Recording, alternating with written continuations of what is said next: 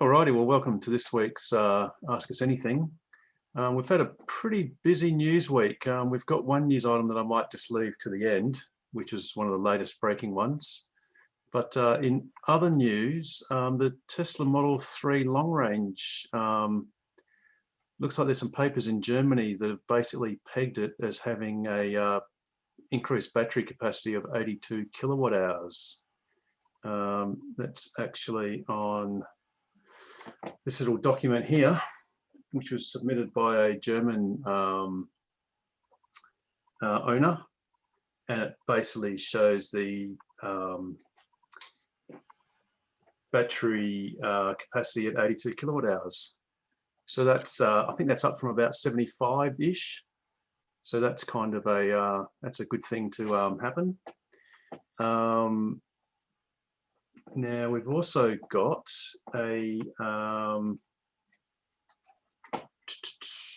just pause that for a sec. We've got a cool video of Full Self-Driving doing one of its newer tricks, which was basically it doing a 180 hairpin turn. Was actually doing a U-E, which I'll just grab in 2 seconds. And this was done by James Locke, who is a fellow Owners Club member in, I think it was Tesla Owners Los Angeles. What he's shown, oops, once I get it up.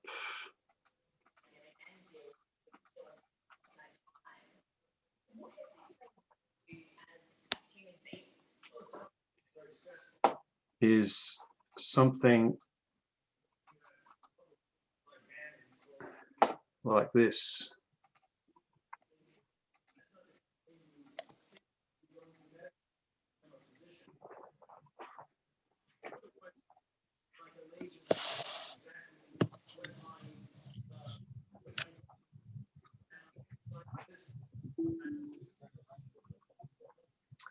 That one he had to cancel.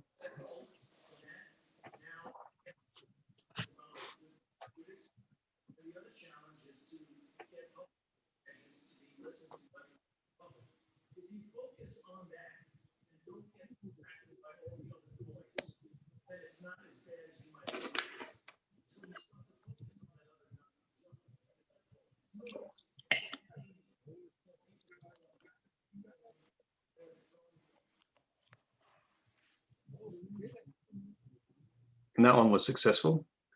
And I think the third one was the charm.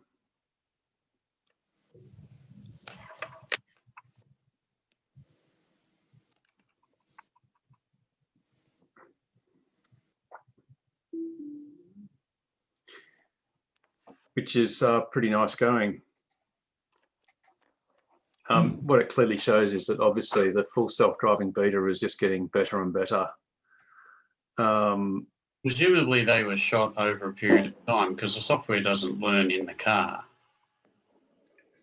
That's no, I think it was done on the same day. I think at the same time, really. Wow. I don't think the car actually learnt anything in particular. I doubt it, but perhaps it was just a matter of luck that it sort of got a bit better towards the end. I don't really know. But I guess the gratifying thing is that it is getting better. Or should I say, it's actually quite impressive what it can do. You know, and there's lots of other videos around with interesting intersections and things like that where the car's coping very well, which is awesome to see and something to really look forward to for all those who have lashed out and bought Full Self-Driving. The other bit of news a couple of days ago was that Tesla's, this is for owners of older cars, they've rolled out the Model S and Model X warranty extension for their MCU1 eMMC issues, and they've called it the Warranty Adjustment Program. So what it basically does is any cars that were built before March 2018 had the older version of their media control unit, the MCU, which basically controls the touchscreen and also the binnacle, the instrument cluster. And unfortunately, some of those, well, a lot of those have been subject to being malfunctioning because of the memory unit basically wearing out from overuse, inadvertent overuse, with all the logging software and other things. So Tesla now has basically said that if your car has done up to 160,000 kilometers and 8 years, and your MCU faults due to the eMMC, they'll replace it for nothing or fix it for nothing. But also, if you've previously paid out of warranty, because Tesla's standard warranty is 80,000 kilometers or 4 years, if you've actually paid for a replacement, I guess you could say between the 80,000 kilometers and 160,000 Ks, then they will actually process a refund for that invoice. And I think they said they would do that in about February next year. So that's a positive thing. It's been a much vexed issue with the MCU. Sorry, Harold, did you say they would start doing it in February? No, they'll be processing refunds in February, Okay. but they will be undertaking free repairs now. I'm going to get mine booked in as soon as I can. Yeah, I did that too, or should I say I did that, and they need more evidence. So they actually, at the moment, the procedure seems to be that you need to present them with an MCU that's not functioning. I regularly get to the point where I bring up the settings screen and I can't do anything. Can't move to anything, can't change anything, can't adjust anything. Yep, in that case, what you need to do is, pro tip is take a photo. And I've got the thing about that is the photo, yeah, I've got lots too, don't worry. Yeah. You take a photo and that way they can time and date stamp it, and then they can look it up. It's early days at the moment. Obviously, when I first contacted them, they had no idea that it was actually announced, because that's usually the way it goes. Service are the last to find out about what head office announces. But I think they're getting there, and let's hope that they end up making a smooth transition for all of us owners of older cars. Fingers crossed. I mean, I've had the issues with it. Must be the last 2.5 years. Easily. Yeah. I've got some classic photos of when it's in reverse and you can't see the camera because it's all just noise and snow. And you modern Model 3 owners, you don't know you're born. Well, and thank God for that. I mean, it's great that their cars are matured to the point where they don't have to put up with those sort of things. To be honest, I've been waiting for them to see sense and do this, because it's clearly a defect. It's clearly a fault on their part.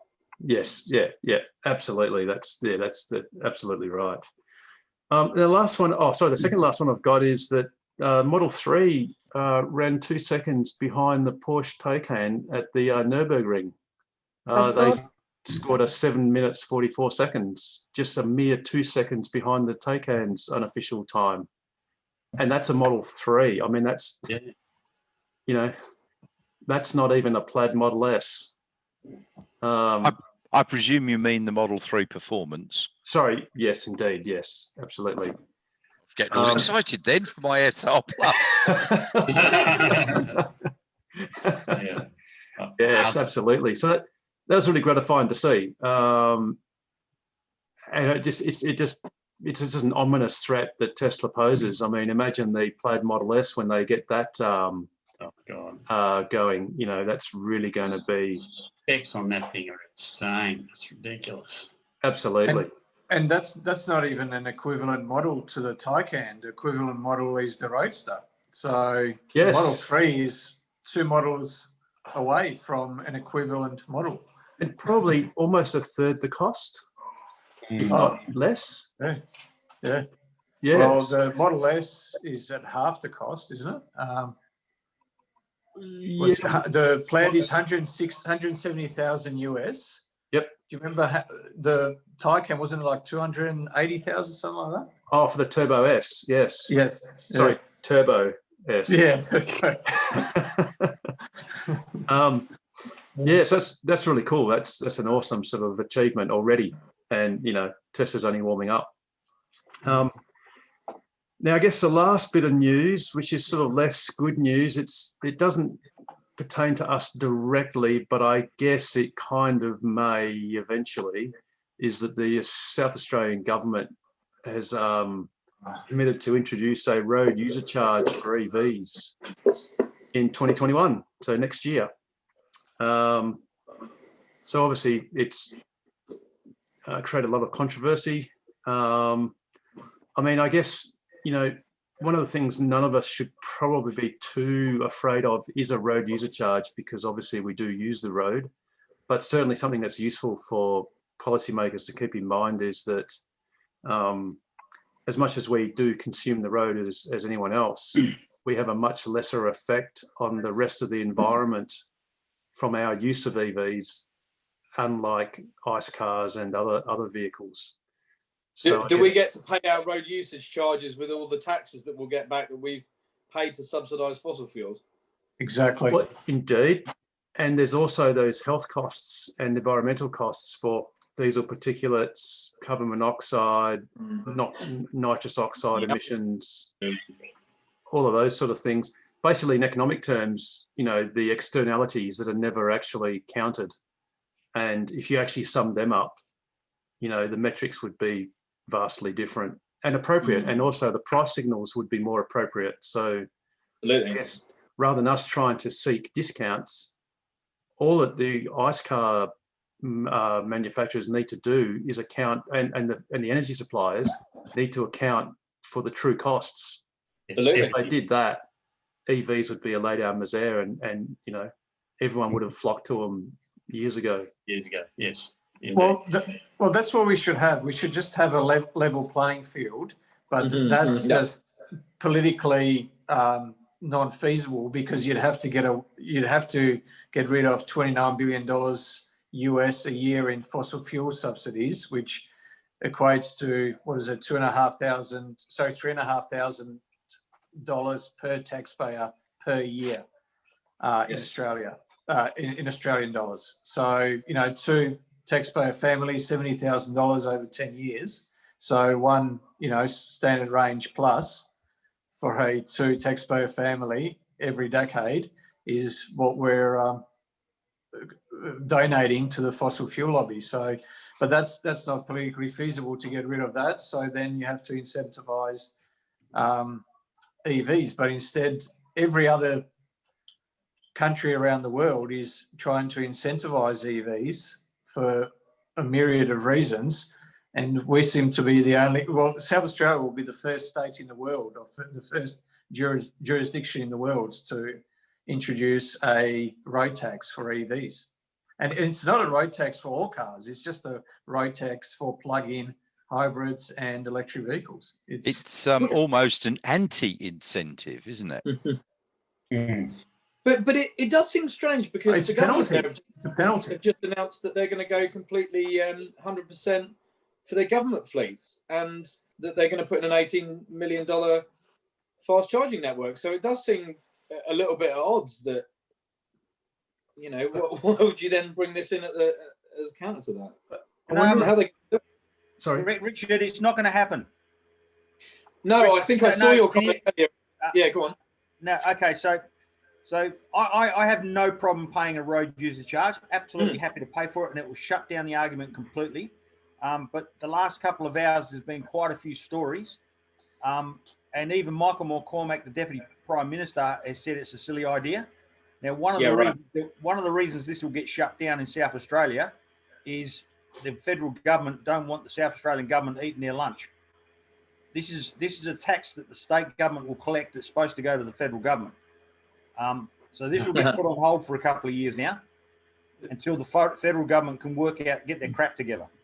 yeah, I was going to say something just like that, because it almost feels like the thin edge of a wedge, because you start with EVs for a road user charge, which traditionally has been collected by the federal government by way of a fuel excise. So by starting with EVs, South Australia could then go, well, we are going to be fair to all vehicles, and we're going to apply a state road usage charge to all vehicles. And then as Rob says, that'll sort of cut the lunch of the feds, because it sort of cuts them out of the deal, in the sense that obviously the petrol excise just goes into consolidated revenue, but a portion is sort of fed back to the states. But I imagine many times it's by tied grants, it's under certain conditions. So if the states could raise their own road usage charge, they can bypass that negotiation process.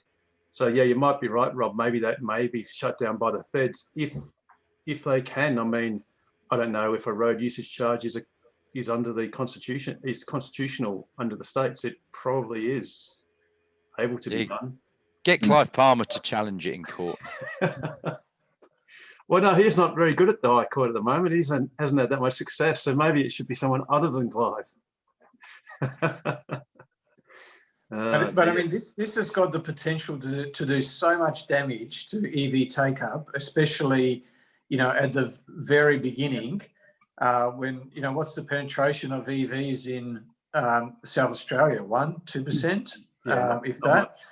Yeah, and you know, I just think it's got potential to do huge amounts of damage. It works out to something like $500 for the first year, based on the figures that they were talking about, based on the number of EVs on the road.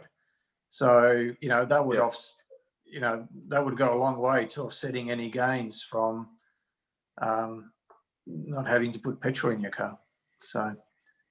Yeah, absolutely. I mean, I think New Zealand charges $79 New Zealand, including their GST, for 1,000 kilometres of diesel road usage. And the way they do it is you can buy stamps in lots of 1,000 kilometres. So what you have to do there is, when you first buy your car, you've got to buy your first at least 1,000 kilometres. So it's actually an offence to drive your car, or to be caught driving your car, if the stamp it has is a lower kilometre or mileage than what your car has already done. So you've always got to have a stamp that's ahead of what you've done. So you've got to prepay the road usage. I think there's a small fixed cost of about $10 per sort of stamp, but you can buy sort of 10,000 kilometres ahead. Which I think, well, I presume will cost about $790. So that sort of pegs it roughly about 7 cents a kilometre in Australian dollars, which I think is roughly in line with what you were saying, Pete, about the $500 a year. I think I was saying in South Australia that the presumption was about 14,000 Ks average. So what lobby group are they pandering to get that in? Yeah, that's about $1,000 a year. All right. I don't know. It's like I said, I wouldn't put it past them to think that maybe this is one way of getting in a universal road usage charge. Perhaps, you know, you sort of deal with EVs, because I guess in a sense we are sort of,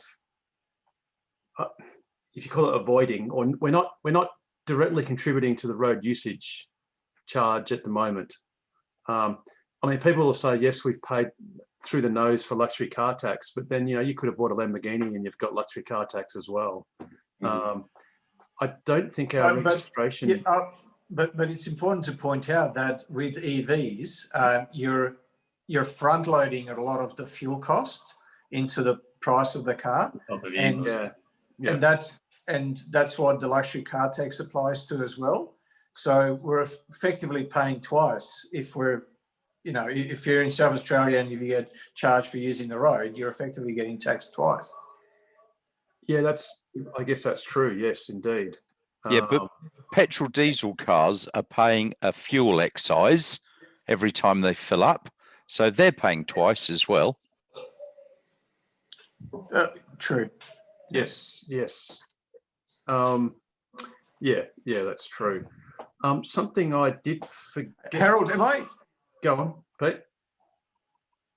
Am I right in assuming that the tax you're talking about in New Zealand, that EVs are exempt from that, aren't they? Yes, yeah. So in New Zealand they have an excise on petrol, but there's actually, unlike Australia, there's no excise on diesel. So all trucks, buses, they don't have an excise, but they do apply a road usage charge to passenger or non-commercial diesel-powered vehicles. and they do that, like I said, by way of this stamp system. So yeah, that's in New Zealand because they don't have an excise on diesel. Whereas in Australia, it's the opposite. Everyone pays the excise on diesel, but then commercial entities and farmers and other miners and They get rebates. get a rebate. Yeah. So rather than rebating, they get all the users to basically pay where they need to. Yeah, so that's how that works, Pete. And I guess that's something they could do. Well, South Australia could do. I mean, there was sort of talk that, you'd have to install data loggers or keep logbooks. And I mean, really, if you wanted to implement it, all you would just do is just make it an offence to have. It's a bit like driving a car without a license. If you're caught not having the right stamp and having prepaid for that use so far, then you're busted. It's the same as if your third-party insurance lapses. Yeah, exactly. Yeah. So, and I mean, I heard people say, oh, there'll be a run on odometers and speedos, and it's like, well, that's not going to be very applicable to EVs because they've all got modern electronics with telemetry and things like that. So, I say good luck with doing something like that. Yeah. But I guess it raises all sorts of things like, well, if your car's not registered in South Australia, then obviously this doesn't apply. But then perhaps what they'll have to do is say that once you are in South Australia, you'll have to register or transfer your registration over, fairly promptly. So I can see it's going to be a bit of a dog's breakfast unless the whole country went a similar way. But who knows if and when that's going to happen. And obviously South Australia being a state and a liberal state at that, perhaps New South Wales and Tasmania might follow. But who knows, if WA has any interest in that or the other Labor states. And I don't know that the federal government would be interested, although maybe they are. I don't know. What do you guys reckon? I think the federal government are very interested because all these news stories have come out in the Australian, the Sydney Morning Herald and the Guardian late this evening, knocking the fuel tax in South Australia.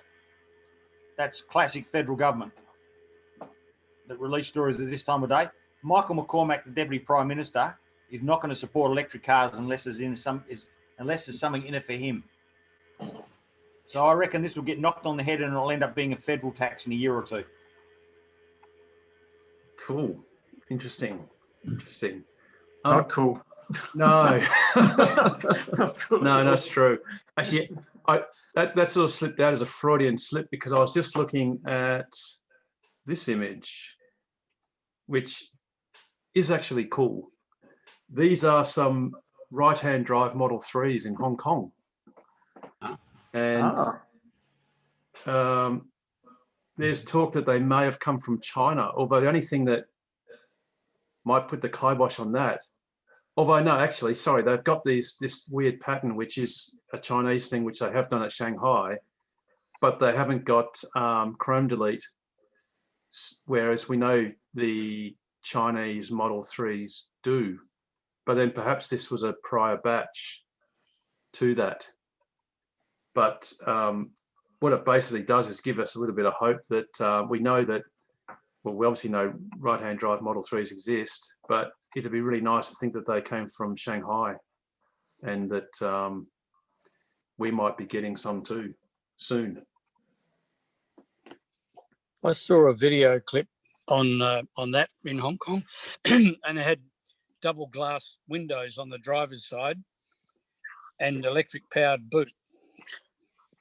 Yes, I think was that Model Y or Model 3, Pete? No, 3. 3. Cool, because Yeah, Tesla I have agree. put out the double.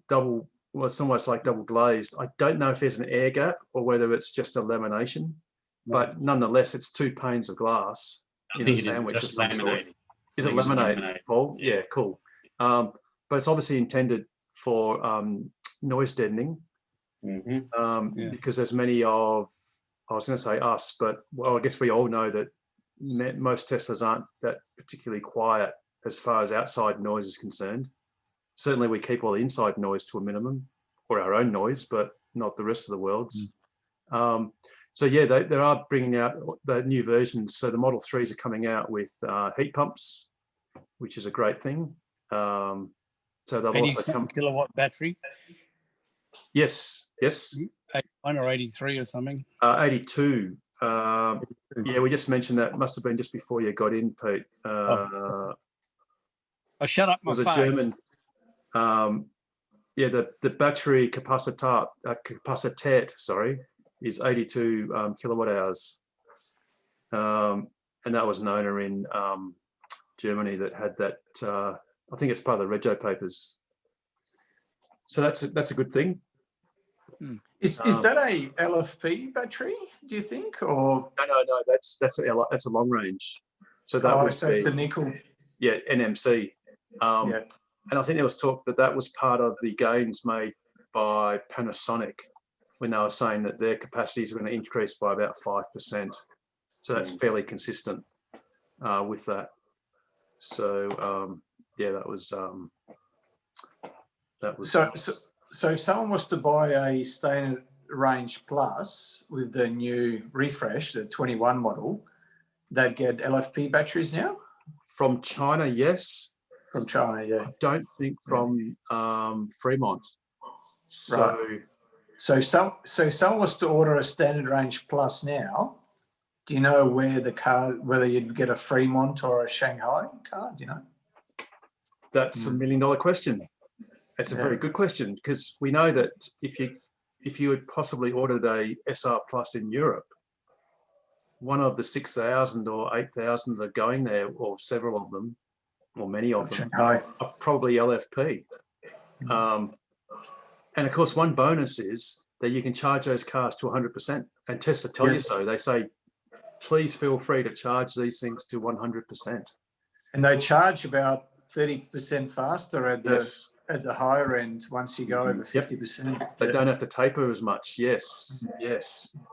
And what was interesting, there was another article too that was sort of newsworthy, was that Tesla has been offering some partial refunds or refunding the price difference for people that had ordered Model 3s and had not yet received them due to some delays. I think that might have been around the Port Botany delays and other delays perhaps, or maybe it's a changeover delay around cars possibly coming from Shanghai. Who knows? But that's sort of magnanimous of Tesla to do that. Although, I mean, in the past, they have passed on, you might have ordered a car at X, and if the price goes down, they'll give you the discount. If the price goes up, they don't make you pay more. So they're sort of fairly generous that way. They do that to Model 3 now. Are they going to get like new superchargers? Yeah, I don't know if they do that if you've received the car already, as you have, Carmen. I'm not sure. I've been told, Harry has said no. He said it's just bad luck. Yeah. Yeah, that was nice of Harry to put it that way. Yeah. I've got to go and see him tomorrow. Can you see this? Yeah. That's a tail light, and it absorbs moisture during the rain period. Oh, so you hadn't washed the car per se? It had just, when it was raining, it had just gotten that. Yeah. Yeah, it might be So- good. Get him to have a look. Yeah. So I'll go and see him. And Tesla is still sending me advertisements about the new 3, to purchase a new 3. And they're divulging all the prices. So it's 10,000 less than I paid. And I got an email today. Yeah, it's embarrassing when they do that. It's like when you buy something, a brand new TV, and then you find out it's on special the next week, and it really. Exactly. That's exactly what's happened. Yeah. It So is. I did get the T-shirt. I did get the T-shirt. Oh, yes. Cool. Awesome. Excellent. Harold, Good job. They were very efficient with that. Yes, Rob. Harold, the young fella Tesla fanboy, he's trying to ask a question, but we can't hear him. Yeah, Keep sorry, the yes, volume didn't up. hear you, mate. Yeah, speak up. Oh, no, you got to go unmute. You got to unmute. There you go. Yep, got you. I want to know if we're going to get more superchargers in Australia. Don't we all? What a Right, great well, question. The That is a answer great is question. the answer is yes. We do know there's going to be one at the Williams Woolshed, which is about 150 kilometres south of us on Albany Highway. That's confirmed, so that's going to be early next year. There still is a promised one for Perth, somewhere in Perth, hopefully next year. I've got a feeling that Tesla are going to do a fair bit in the supercharger space. Yeah, in the next 6 to 12 months. But definitely, we do know about the Williams one, so that's definitely confirmed. So we just have to see. But yeah, it's pretty exciting too. Have you seen the supercharger at Eaton near Bunbury? Not yet. Okay, cool.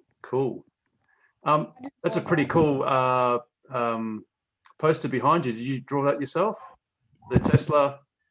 Yep, that one. Yeah. Nice work. Cool.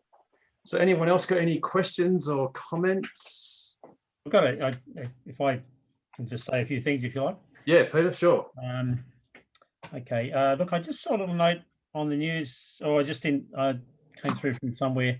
The Biden was looking at in his sort of push for EVs and green stuff. Can you people hear me?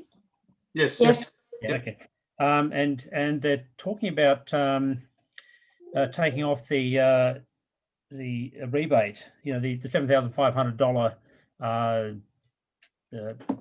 incentive payment, which Tesla doesn't get now because it's done over 100,000 cars. So it was Tesla and GM that were getting that. So weren't getting that anymore, so they're more expensive. But there was some, and I just don't know if that was sort of an official announcement that was made a while back. It was, Peter. Yeah, it was. They were looking at reinstating it so to make it a level playing field once again. So irrespective of how many cars you've sold, the 7,500 you'd get in perpetuity, which is obviously not possible economically, but yeah.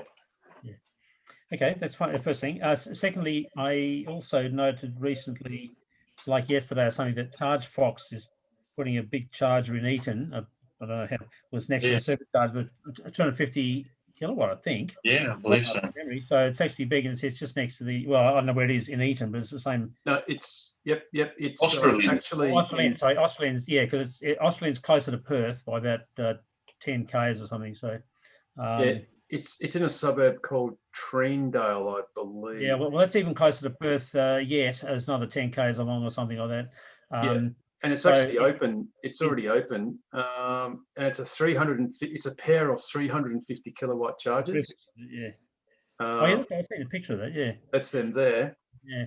Mind you, we expect that the performance and long-range Model 3s will probably tap out at about 200 kilowatts. Yeah. Because the CCS.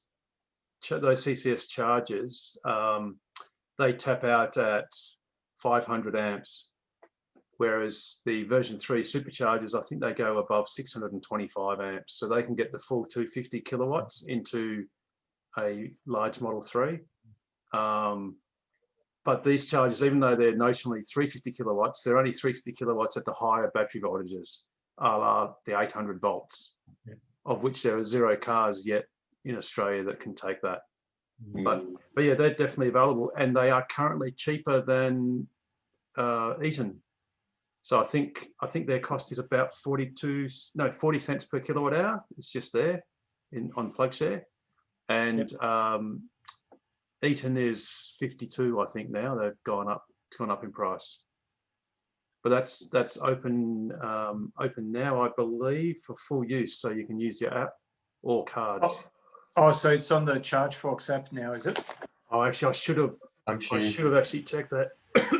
Pete, sorry, I should have checked that. I just presume from all those check-ins that it's more general. Okay, yeah. Would have saved me a little range anxiety because I drove to Perth, had to urgently come to go back to Mandurah during Friday traffic, and the Mandurah charger wasn't working, and I didn't have an REC charger, so It's now got the ultra rapid symbol. all right, yep. So yeah, that's actually showing it as being open. Anyway, when I drove to Perth and came back, I had an absolutely full charge, 99%, and when I came back, it was 40 kilometers range I had, and then it gradually got down to 20, and I missed the turn off. So my anxiety level was sort of increasing significantly. Friday traffic, so it's very hard to sort of go slow on that sort of Friday long weekend traffic. Anyway, so I got there, and it cost $33 for absolutely full to pretty well absolutely empty to go with that. I've got a Model 3 long range now, so I'm a new owner of, and I've done 5,000 Ks on it. We did. I gather you people went on the trip out to Coolin and stuff. Did you get there? Yes. Yeah, And I was back. actually going to Esperance, and I was going to come back via Coolin. I would have just missed you by a day, but our dog got diarrhea in the kennels. We had to come back, and bought the whole holiday, which is a bit of a pain. Yes. Anyway, it all works nicely, and I did my first reverse park into a perpendicular car park today with a mild trepidation. But So what was your lowest state of charge? How much did you have what was your worst bit? 20 kilometers. Cool, because I've got an image that someone sent me who's actually in this room. Although I've sort of censored, I had censored the name and all that sort of stuff and address, but on a certain person's very first long road trip, Yep. they made 4 kilometers. it with 4 kilometers. Jesus. Wow. Okay. I was coming back from Albany on a charge. I hadn't quite fully charged on the way back, and then I realised I was at Collie. So I was getting to Collie about 50 k's away, and I realised that I just didn't have the range. So I dropped down to 50 kilometres an hour, and then my wife could see on her app that I was not on the right road. Google had sort of put me off on another road, and I suddenly came on a gravel road, and I think, heavens, I don't actually have much range. I'm on a gravel road. Familiar? And Go for it, Carmen. Go for it. So for 50 kilometers an hour, 50 kilometers, I did 50 kilometers an hour to get to Collie and charge. So that's again, I'm glad that happened to you, because that happened to me too, and I didn't know what had happened. But I did a lot of unsealed road driving near Mudgee Station. Yeah, it's not that much different in distance, but it does put you onto a gravel road, I think. And Yes, anyway, she couldn't get me on the phone to tell you going the right way. So anyway, but it all ended well, and I sort of I've been a bit more careful last time. Last time we just drove straight back from Albany. It was fine. We didn't have to stop. Didn't have to charge at all. So, but I really had a full charge. What else I have to say? There's some other thing. Oh yeah, but my wife got me a T-shirt. Sorry, you can see it from there. Future Tesla. That's out of date. That's out of date there, Peter. No, it's not. No, it's not, because I've got it on Bookup. It's on finance. So. Oh well, technically yes. 7 years. Cool. 7 years. Well, mostly on that because I couldn't. I don't earn enough, but anyway, anywhere near enough to actually pay for the thing. We've got plenty of assets, but no incomes with crap. So yeah. Now, before you alluded to our Coolin trip, we're actually also planning a Kalbarri trip. Now, this one's going to be slightly different to the Coolin one. The Coolin was from a Saturday to a Sunday. This one we're planning, and it's optional which days you come and go, is potentially leaving Friday or Saturday or even Sunday and coming back Saturday, Sunday or Monday. So you can sort of make it just an overnighter, a 2-nighter, 3-nighter, if you like, or sorry, Friday, Saturday, Sunday, 3-nighter. Now what we're going to do is, because we've got the Tokwa's shark fin, which is the car mounted Tritium 50 kilowatt fast DC charger that we actually took to Coolin as well. I heard you doing that, yeah. Yeah. We're going to put that in Geraldton. So we've got a fast DC charge at Geraldton, And in fact, tomorrow I'm helping John Edwards replace the fast DC charger at Jurien Bay with a tritium unit, which is the same thing. So that means we'll be able to fast DC charge at Jurien Bay and also Geraldton. So in the next day or so, I'll get out the email invites for that. And then what you do is you just book on Try Booking and just get your own accommodation. That's the simplest.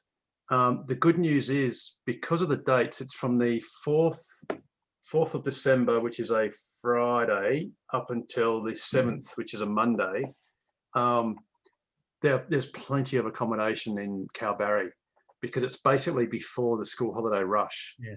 So, for example, I'd be interested in that actually. I think we'd be able to actually fit that in. I've got a few commitments in Albany, but yeah, it'd be great. Yep. So, for example, if you look at the Kalbarri Motor Hotel, now this isn't on What If or Booking. I haven't tried Bookings actually, to be honest, but I did try What If, and it wasn't on there. But they've got full availability at a few different prices, as one example, and there are many others. So it's probably simplest just to. At one stage, I was thinking of trying to get like a bit of bulk hotel or premises booking, but that just becomes a bit difficult. And if you've got, you know, kids or whatever, it just becomes a bit too hard. So, but rest assured, there is plenty of accommodation in Kalbarri. I've actually slept in my car too. Has anyone else slept in their car? Yes. Yes. Yes. Twice. I was coming back from Perth. This was the day I came back from Perth. I had no range and so on. And when I got here, because long story. But anyway, I got here without the keys to our security doors. Oh, so no. I was locked out of there. And so I, I just tired. So I slept in the morning. I sort of looked, I've got to get in the house. I've got urgent things to do. The dogs are in the kennels. They've got diarrhea and they're going to kick him out. Anyway, so I was getting pretty annoyed, and I think I said a rude word, and went. So I went to my shed and I'd already got a sleeping bag on the shed, and so it wasn't too bad sleeping in the car. And anyway, it does make a great camping vehicle because you've got 24-hour climate control. Yeah, well, I had plenty of charge at that stage of the supercharger. So anyway, I got the angle grinder out and I ground through our grill over the windows and sort of broke into a house. So it's a bit of a one of those days, I think. So yeah, I'll fix that up. But yeah, it sounds the Kalbarri might be quite a reasonable thing, and I think the 4th of December probably suits me. So because we missed out on Esperance, and we used to live in Geraldton for 5 years. So, yeah, cool. Got to Kalbarri once, I think, because work my bottom one. I'm going to set up a Try Booking setup where it will sort of be fairly self-explanatory, where you sort of select which day you're going to Kalbarri and then which day you intend on returning. Mainly so we can schedule slots for charging, because what you don't want is 6 cars in a convoy and then you've got the last car has to wait till the 5th one and all the others have all charged up. So we'll probably have like a bit of a slot preference depending on what people want to do.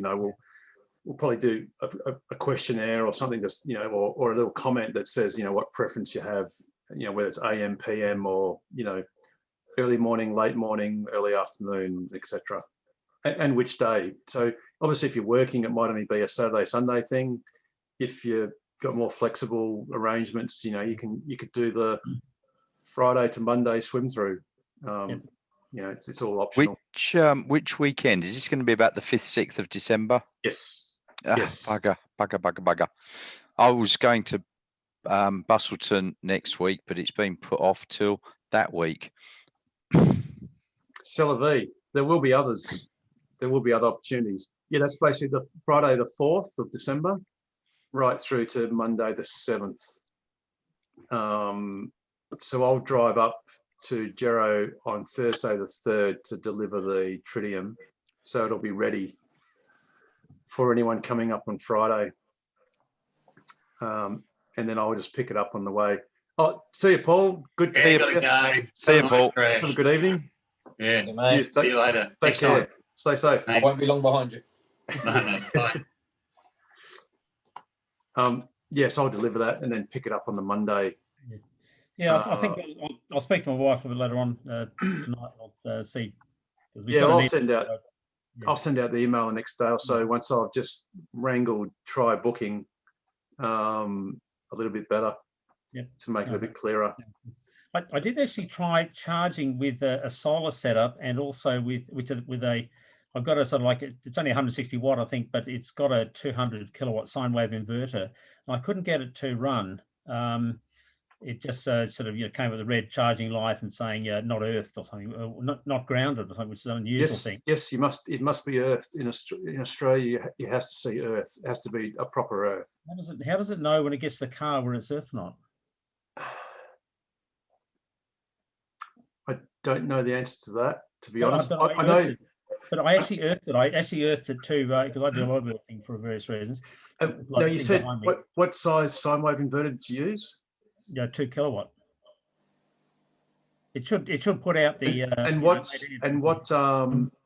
what current did you set on your car? I set it as low as I could. 8 amps it normally is set for, but I set it down to 5, I think. So yeah, it just wouldn't charge it. And I also tried. What else did I try? Something else that didn't work. I tried my generator. Yeah, I tried a 4.5 kilowatt generator. Yep. Didn't work either. And that was on your UMC. What's the UMC? Universal Mobile Connector, the portable charging unit that's in the boot of your car. Yeah. The one that's got the 10 amp tail. It works perfectly well on an ordinary plug, an ordinary Yep. GPIO plug and a socket. Sorry, it wouldn't turn on of either of those things. So whether it's a waveform thing or whether it actually draws a lot of current just at one stage, and that just can't take it because that happens with other equipment that I've got. No, it actually draws it quite gently. So it actually ramps up fairly gently. It might be a frequency stability issue.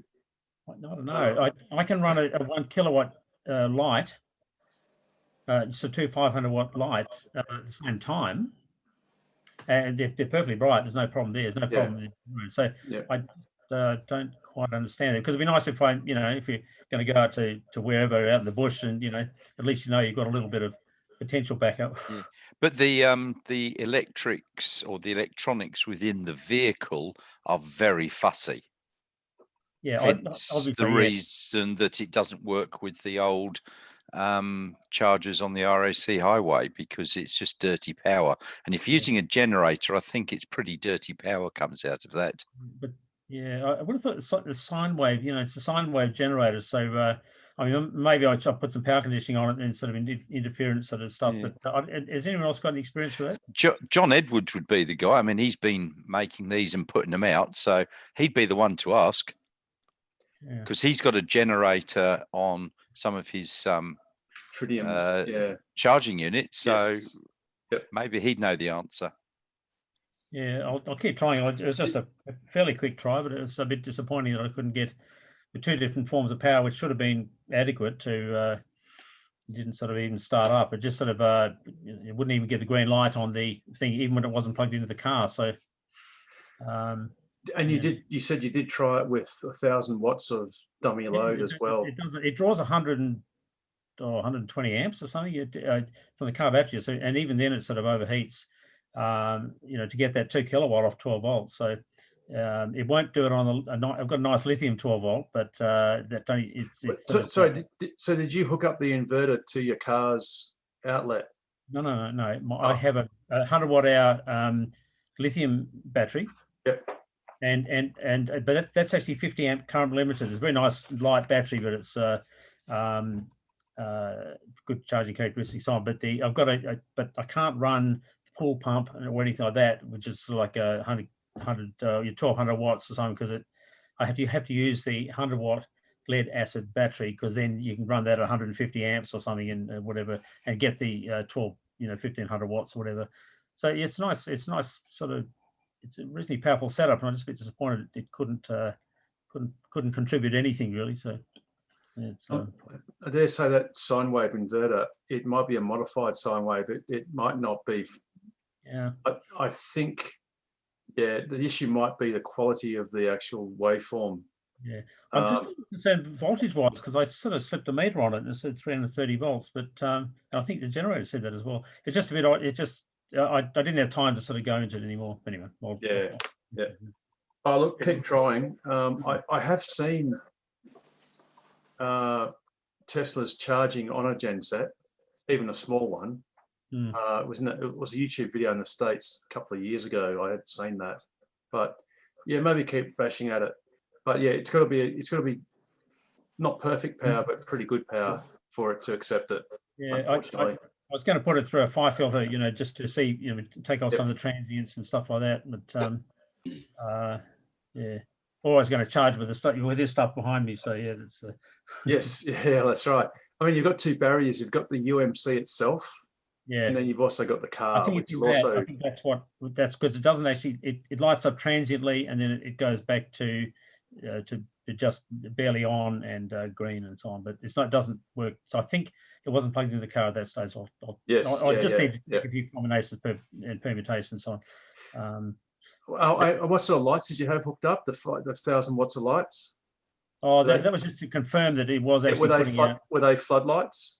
Incandescents, yeah. Incandescents. Okay, yeah, cool. Okay, yeah. No, but I wasn't expecting that to provide 8 amps on top of that. So, but anyway, I'm hoping at some stage that I'll maybe this summer that I'll have enough to enough stuff to run to throw people at my home, so you can all come back down, as a trip sort of thing, and use the superchargers and stay wherever, or throw up a tent, or whatever. And it's just I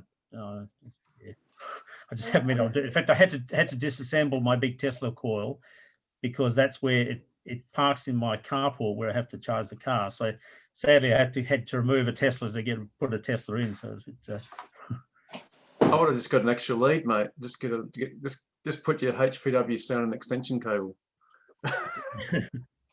I've got it runs it runs a lot of power. That one, so yeah. Anyway, so at some stage when I get myself organised, and I'm trying to, it's just I've had there's been deaths in the family and a whole lot of things that take a lot of time. So anyway, we'll get that. Yeah, cool. Once that's ready, and if there's something worthwhile you're coming down to see, then I'll work. I'll sort of show you what I can. Yeah. Awesome. Yep. Did anyone get a chance to look at the website? Yes. Yeah, we did that last time we were on. Yeah, we're looking at that. It's pretty cool.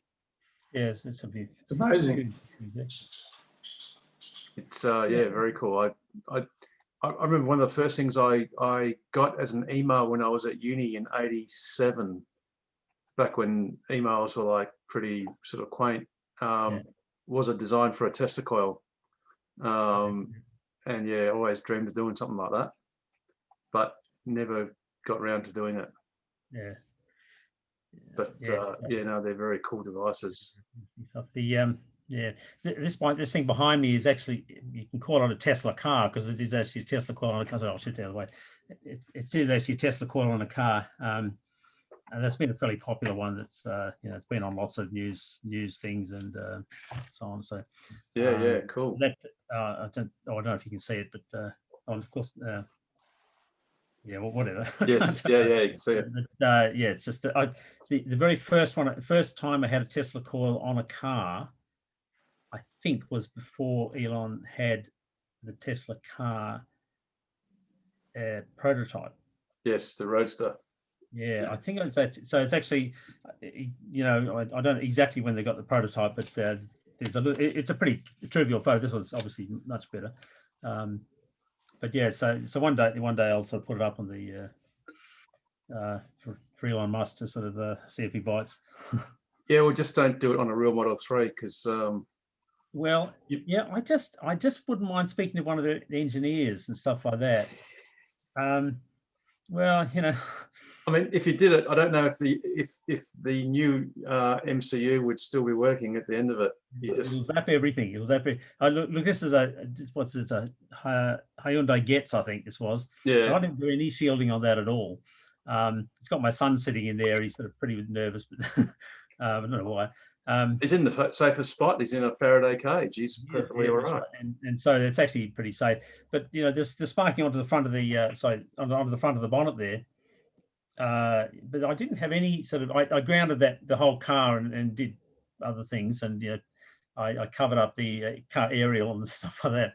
But a Tesla would really have to have an excellent, close, very relatively transparent, Faraday cage, because it's got the on the back window, and I don't know where the radio receivers were. If you look at the back window, it's not just a heating element. Some of those elements don't join. Yeah. And that's the aerials for the various. Yes. Yes, and they'll get fried.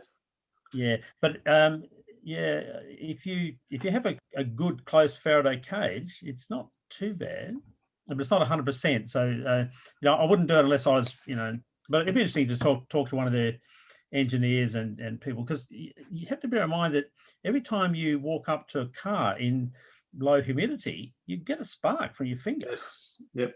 And you got to say, well, it's and your phone, you've all got to have these voltage switches and all that sort of stuff to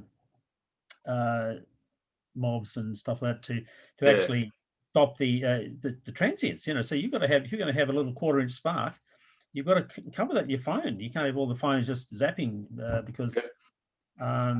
So yeah, it's just interesting. Anyway, I'm over and out. Carry on, please. Yeah, cool.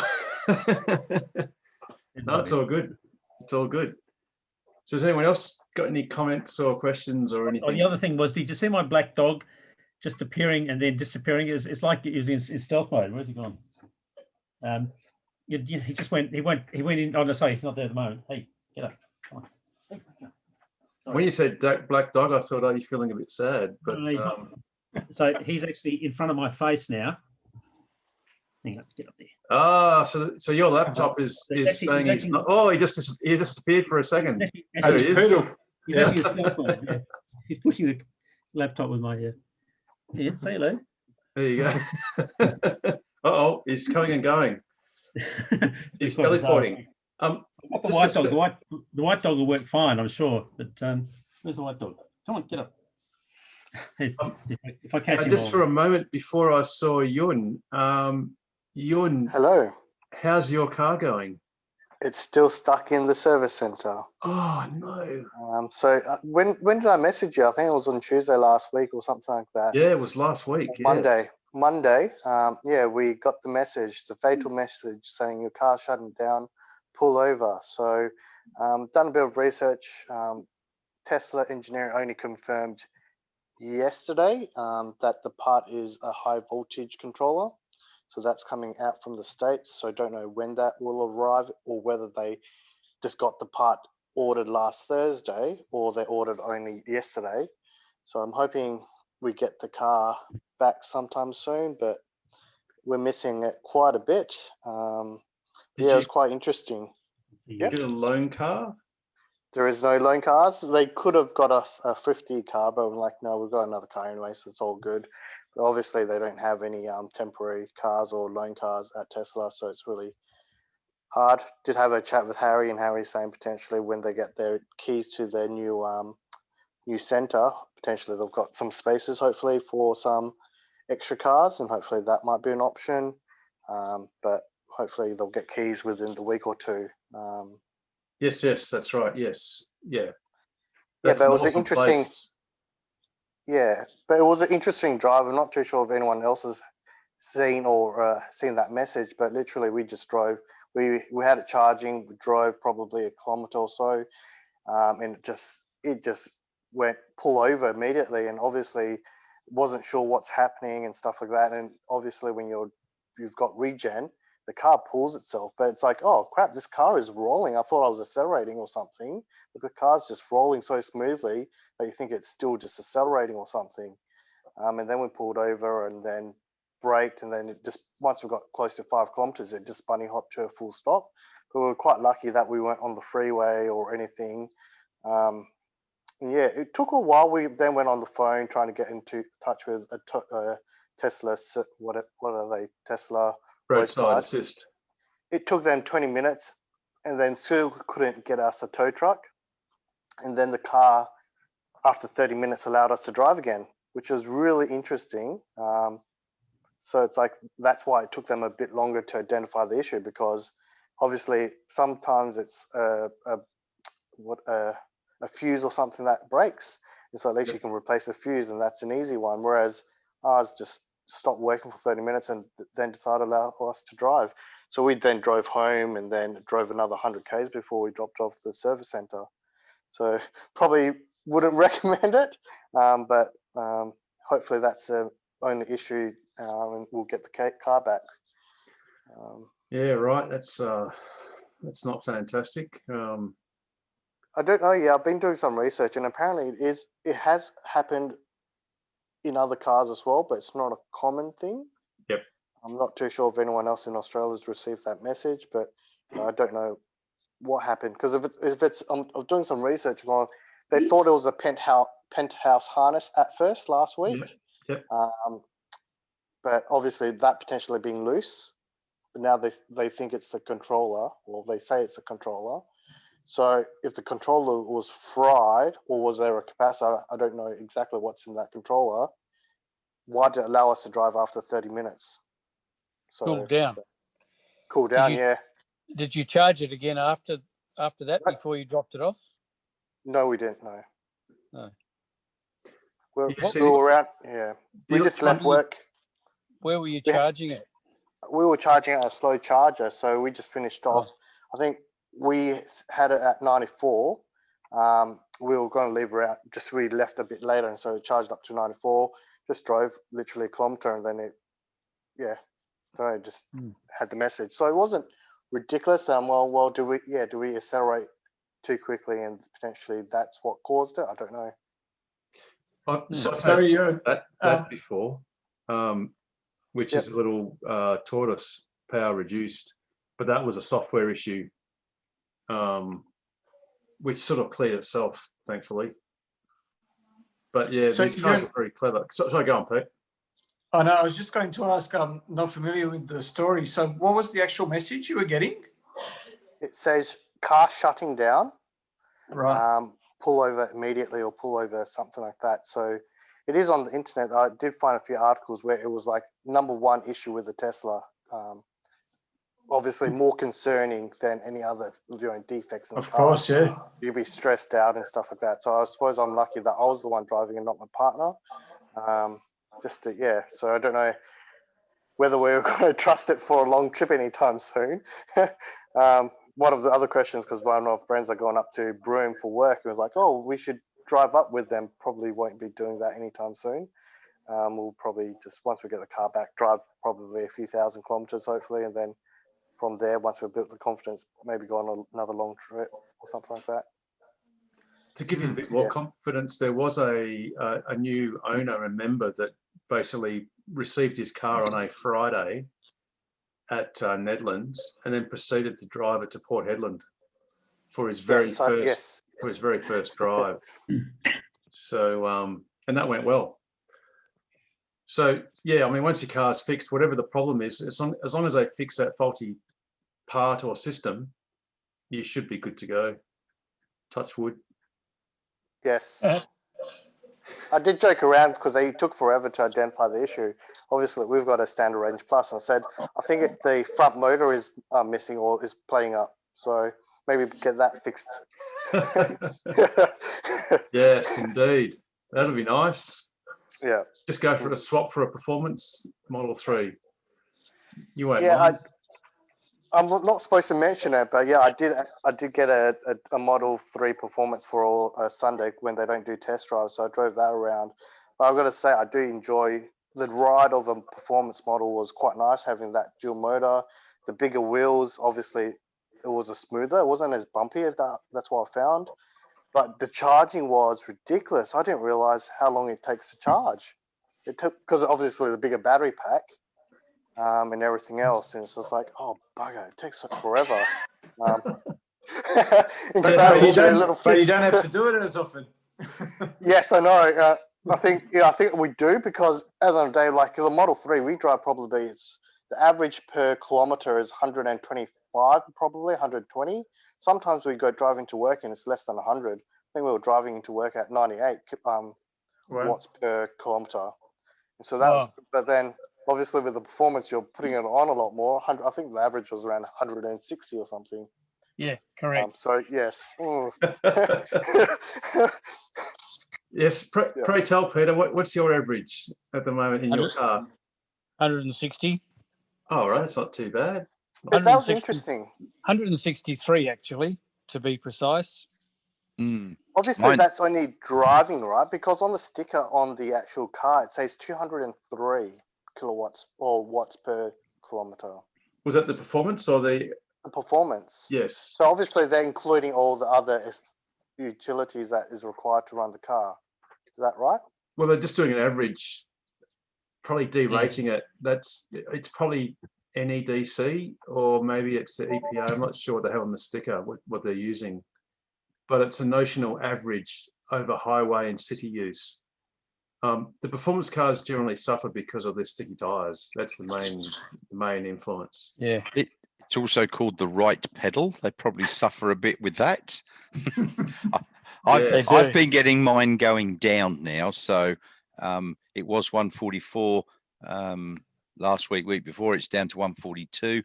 And I'm driving around locally and it's averaging 125 to 135.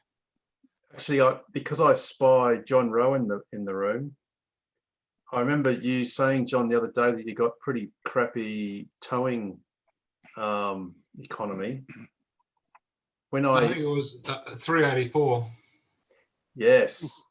Well, it was 384. Oh, okay. I thought mine was bad when it was 295 towing the shark fin.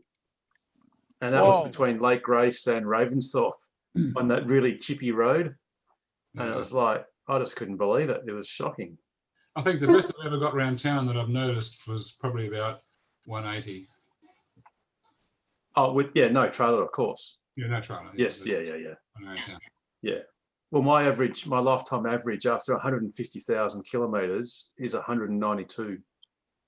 It just went down to 192 because it jumped up to 193 after the Esperance trip and the Coolin trip and whatever. It depends where you live too, because I live in the hills, and so a short trip on mine is really quite good because I go downhill to start. Yes. How does one get the lifetime average, Harold? Oh, the right-hand side. Yeah, what you do is you use your trip. So you know how you got your A and your B trip in your menus? Yes. I just renamed one of those total, and I just promised myself I would never reset it. So I just swipe up because it might be a bit further down because there's about 3 or 4 menus now. Yeah. Yeah, there's 4 on the M3. You've got your since whenever you last started the car. The next one down is since last charge. Then you've got 2 trip meters, and the day I got it, renamed the very bottom one since new, and I haven't changed that one at all. Yeah. I went one further. I got since new, and then big capital letters: do not erase. Yes, and I tell you what, Tesla are very keen on erasing them because apparently what they do is there's a fair bit of logging behind them because they log a lot of different aspects of all that long drive. So they sort of claim that if you want your MCU to go faster, that you should erase all your navigation data and all your trips. But I'm jealously holding on to my trip data because it's just like an extended odometer, and it's just interesting to know how much you've used ever, and how you're going. Yep. I've renamed my second one since I got new tires.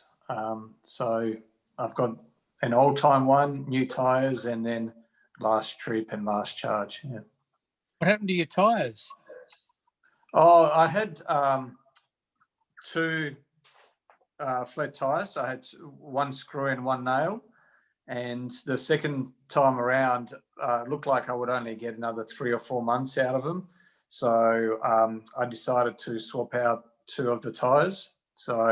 But I've been taking a lot of people for a lot of drives. So I've been leaving a few rubber donations around some of the. Okay. How many kilometres have you done? About? Why would you ask such personal questions, Peter? Well, I'm just curious. I've done Well, 15,500 already. Not the 65,000 that Rob has done. No, it was close to. It was about 27,000 from memory. So yeah, very early. But like they said, it probably had. I can't remember how many mil it had left, but yeah, enough for another 3 or 4 months. So, but yeah. Do you get the same tyres? No, I got a different brand. So I've got Continentals, I think, from memory.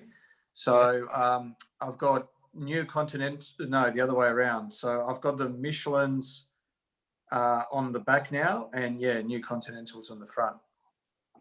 Okay. So I put the front Michelin's on the back, and I put the Contis on the front. So I noticed that there is no spare tyre. Is there a reason for that? A lot of new cars these days don't really have spare tyres anymore. Some of them have what they call run flats, but Tesla's solution is the 24/7 roadside assistance.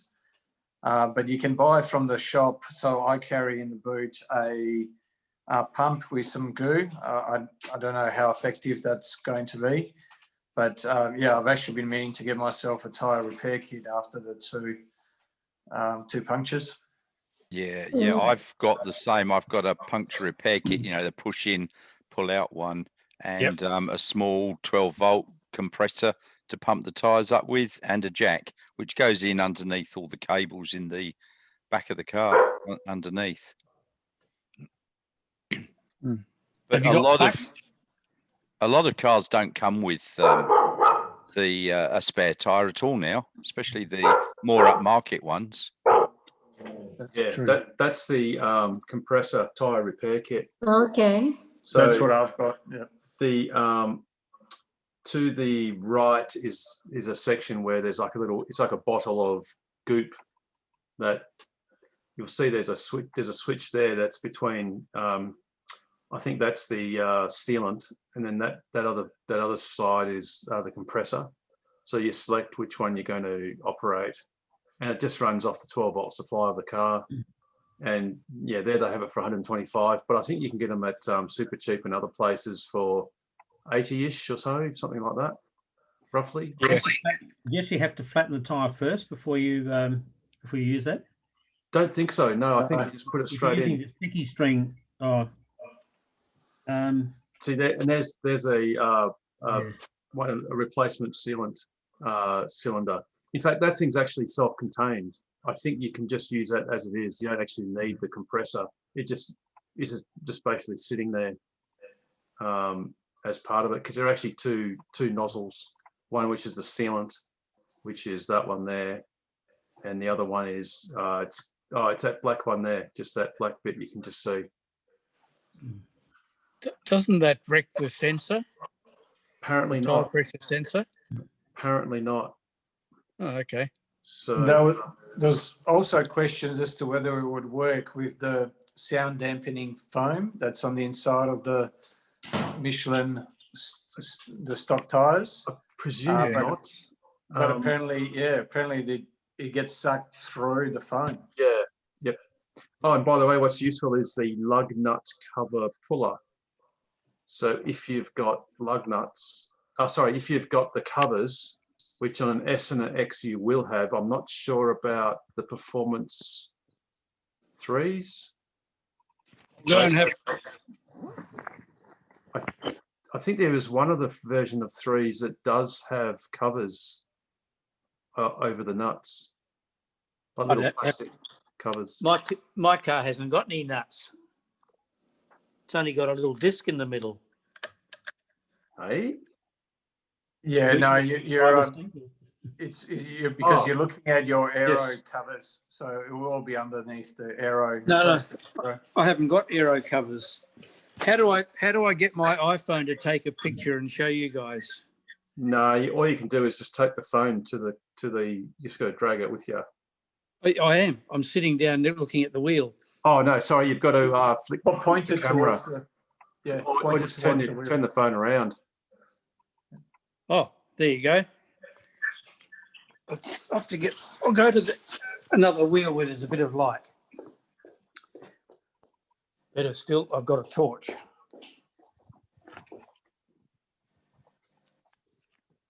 Is this man drunk? Oh, you just went. Speaking of tyres, Oh, here he goes. He's there. Yep, you're back. Oh no, you got to take that off, Pete. I don't know how, but you got to. That pulls off. That whole cover. You're muted, so I can't hear you.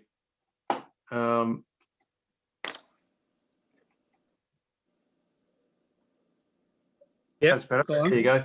Yeah, so that center part, where it's got those 5 fingers, that comes off. So that'll cover where your nuts are, but I don't know how to do that. Okay. Yeah. All right.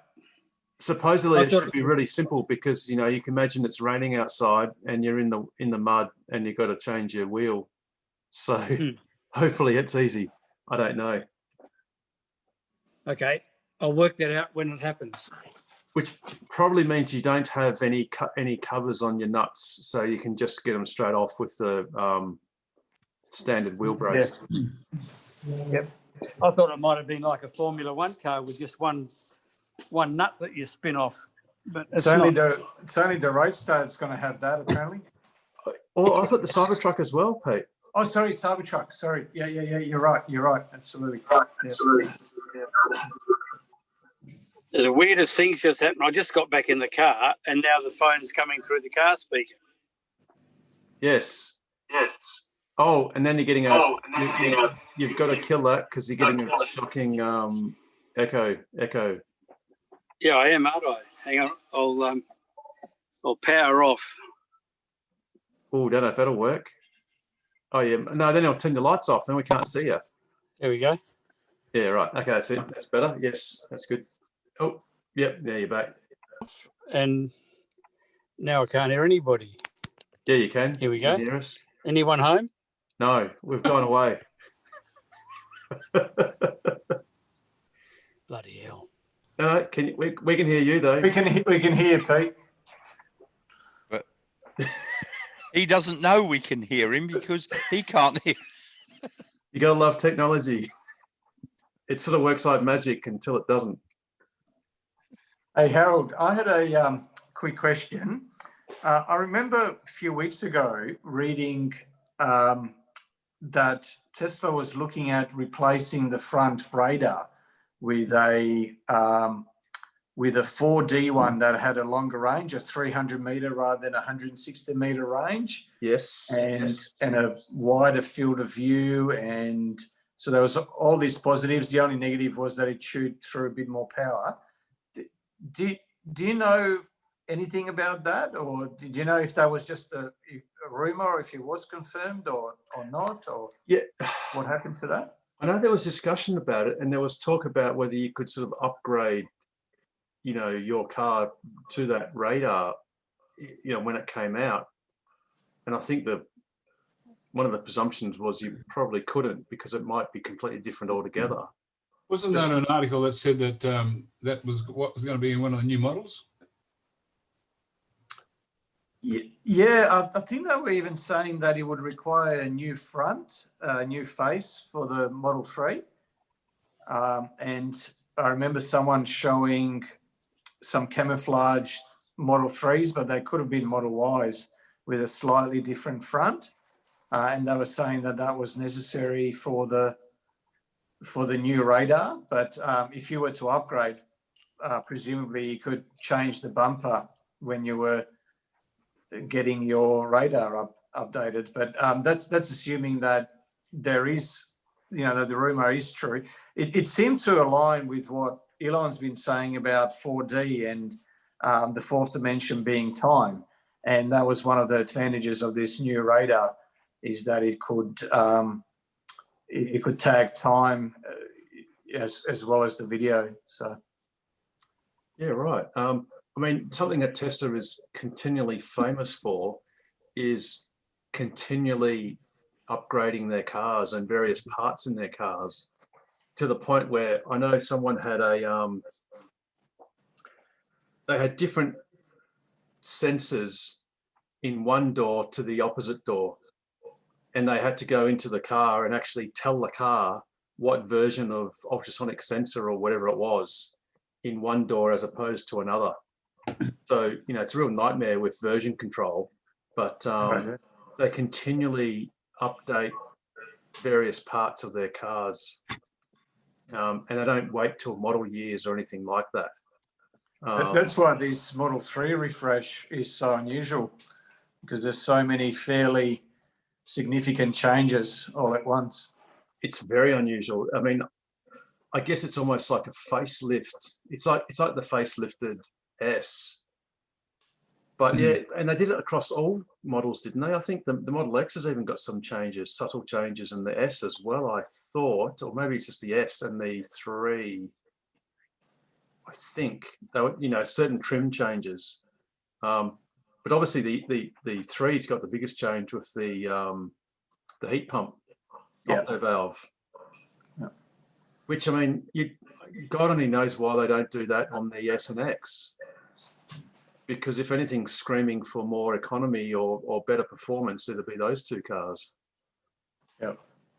Well, especially the Model S is the longest range EV on the market. So, yeah, and you know, they had that little arm wrestle for about 2 seconds with Lucid. With Lucid, yeah. So you'd think they'd want to stretch that lead a bit further. But how many Model S's and X's do they sell compared to the 3 and the Y?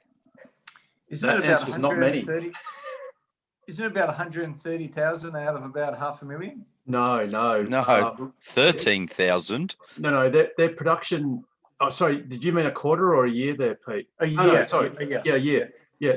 Their production capacity for S and X is 80,000 units, but I think in a year they've only produced 66 odd thousand. So they've actually significantly declined, because they used to be pegging them at nearly 100,000 a year. That's right. Yes, that's right. And now they've sort of tapered off. Yeah, which is fair enough, because they are the dearest primo cars. And you know, until very recently, Model 3 was beating them hands down on charging rate on the V3 superchargers, and I think they still beat them. I think S and X are struggling to get to about 200 kilowatts roughly.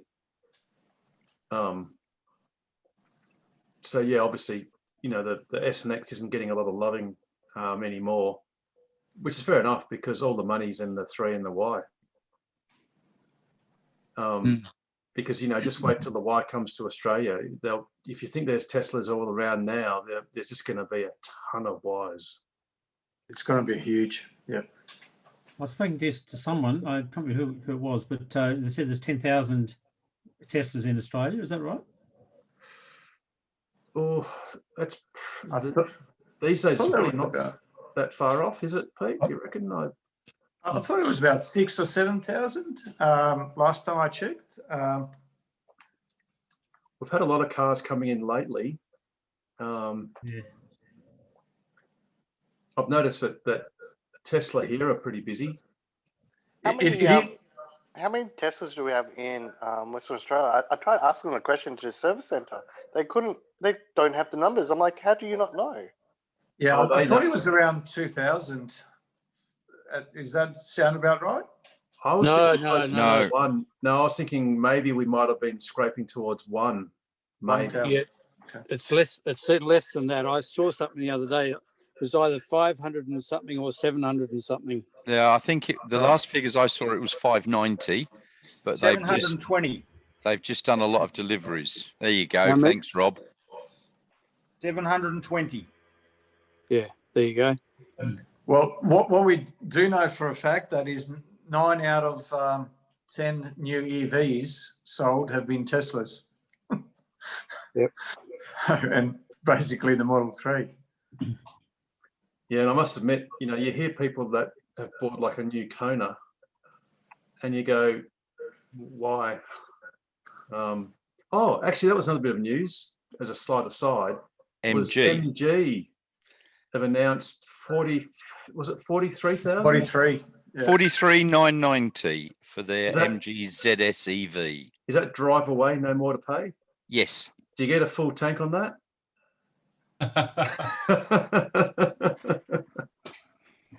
Might only get 3 months rego. Oh, yeah, of course. The worst thing about that was the early buyers, like Joseph, paid $47,000, and they still haven't got their car. Yeah, Joseph cancelled his. Wisely. Did he actually manage to get it cancelled, or did he? Or he pass gave it to on someone else or something. I think someone else got. Yeah, I'm not sure.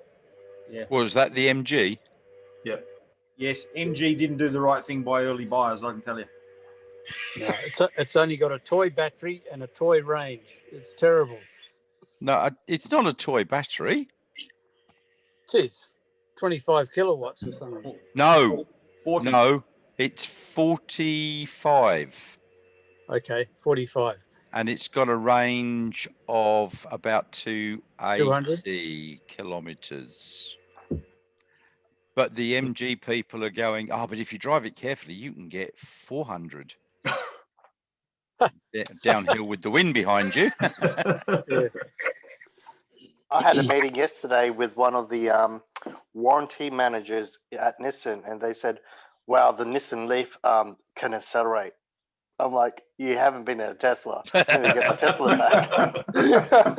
Yeah, I've been in a Leaf and a Tesla, and the Leaf has got nothing on it. Yes, but he thinks it's fast. But one of the topics that we talked about was the reverse charging.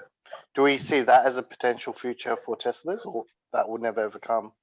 It was confirmed at Battery Day that Tesla are looking into it and intend to implement it eventually. They then got bogged down to the technicality of, well, if you wanted to sort of like use it to island off your house and things like that, that would be difficult. But that's not really what vehicle to grid is about. It's mainly about capturing the volume of your battery and using that for grid services and time shifting or load shifting for your house. But the short answer is yes, they've said at Battery Day that they would do it. They also claimed there was very little interest in it, but I guess I probably have to concede that there actually is interest in it. Apparently the original Roadsters were capable of doing it technically, but I think Elon said he claimed that no one asked for it, so they didn't do it. Or No, he said that the cars had it, but no one used it. So, but I mean, that was a different era though, and you know, you would have been, and it was an expensive car, and you know, you would have been a lot more reluctant to use that battery for your home. Whereas, see you, Richard. Yeah, true. I think that the other problem with vehicle to grid is, especially for Nissans, I mean, I would definitely not use it on a Nissan because the battery's going fully charged, discharge, charge, discharge, charge it. It's going to use up useful kilometers so quickly because it's got such a shit battery management system on it. I wouldn't be going anywhere bloody near it. Well, the only thing is, at $50,000 for a 62 kilowatt hour battery, it's actually, which comes with wheels for free. It's like a big battery pack with free wheels, a mobile battery pack. So if you treat it like that, it's actually not bad value. But that's the new Nissan. Yes. Yes. He said it was 58. Not the old ones. He said it was 58 anyway. Whether there's a different version, drive away. So I'm going, why are you paying 58 for Nissan when you can get a Tesla for 74? I don't know. Obviously, there's multiple factors and everything still involved, but yeah, 58 was the figure he raised. 58, yes. Ewan, do you know the range of that? He said he reckons he can get 300 kilometers. He drove it a few weekends. He reckons he got 300 kilometers. I know they advertised it for 280 on the website. I'm like, okay, 300, not bad. Was that the Leaf, Yon? Yes, the new Leaf, yeah. Yeah. So what's the standard range? Is it 460? Or no, it's gone up now, isn't it? The Model 3 standard range plus, is it?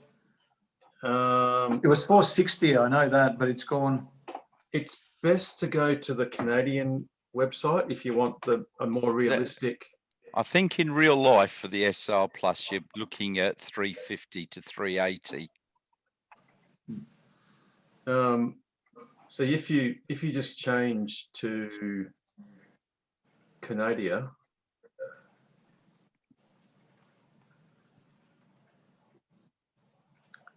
And so, Harold, why are you saying Canada's more? because is they the use better? the EPA Kilometres. rating. So, for instance, they say once we get the models up, they're saying for an SR Plus, you're getting 423 k's. Oh, okay. Whereas I dare say on the NEDC, it's more than that. Yeah, it's 490 on NEDC. Yeah, and I've got to say that's just, you got two chances of getting that on regular driving. I mean, it does stand for not even damn close. Yeah, exactly.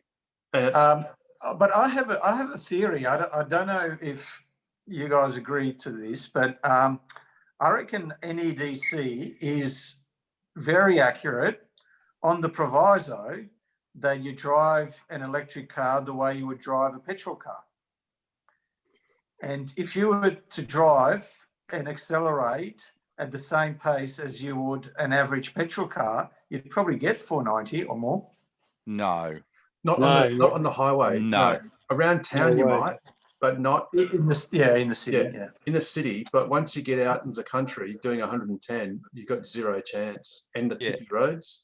I've done a lot of driving recently in my SR Plus, and up and down freeways, it's running at probably 140, which is nowhere near the 400 Ks. And around town, I can do about 120, 125, which is a smidge over 400 Ks on a full tank. So that 423 is probably reasonable. And every once in a while, if I'm in traffic and it's really bad, it does drop below that. But there's no way. You've got a very heavy right foot, Nigel. No. I'm driving very carefully now. I'm being a good boy. No, I am honest. Yeah, I think I'm laughing, Pete. Piss Sorry, off. I can't stop laughing. Sorry. I think 120 is actually quite reasonable. I think that's what we do. And if we go on the freeway, we're around that 130, 135. So that's actually quite reasonable. Maybe we'll got to ask Joseph what he drives, what he gets out of his. So if you see the SR Plus in Australia, it's 490 claimed. Nah, never. And then Canada, this actually works remarkably well once it loads. It's the 423, and then the long range is 568 in Canada. The real before you go to Australia, can you just click on performance? See what? Yes. So performance is 507. Yeah, 50.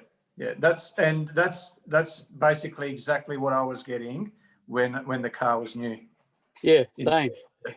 Yep. Yeah, which Not just anymore. means, and whereas in Australia they're claiming 628. That's the new version though. Oh, that's the okay. Facelift.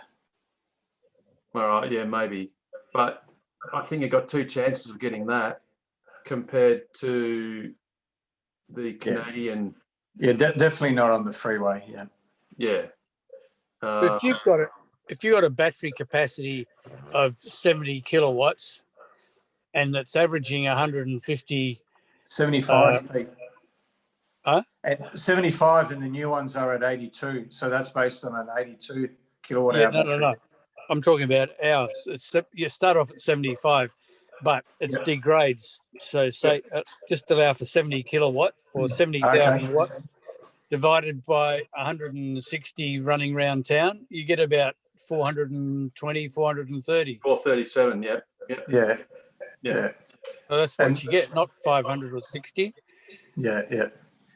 Well, one classic example is on my car. There's what's called there's a rated range and a what's the other thing? Where's Rob? No, Rob's gone.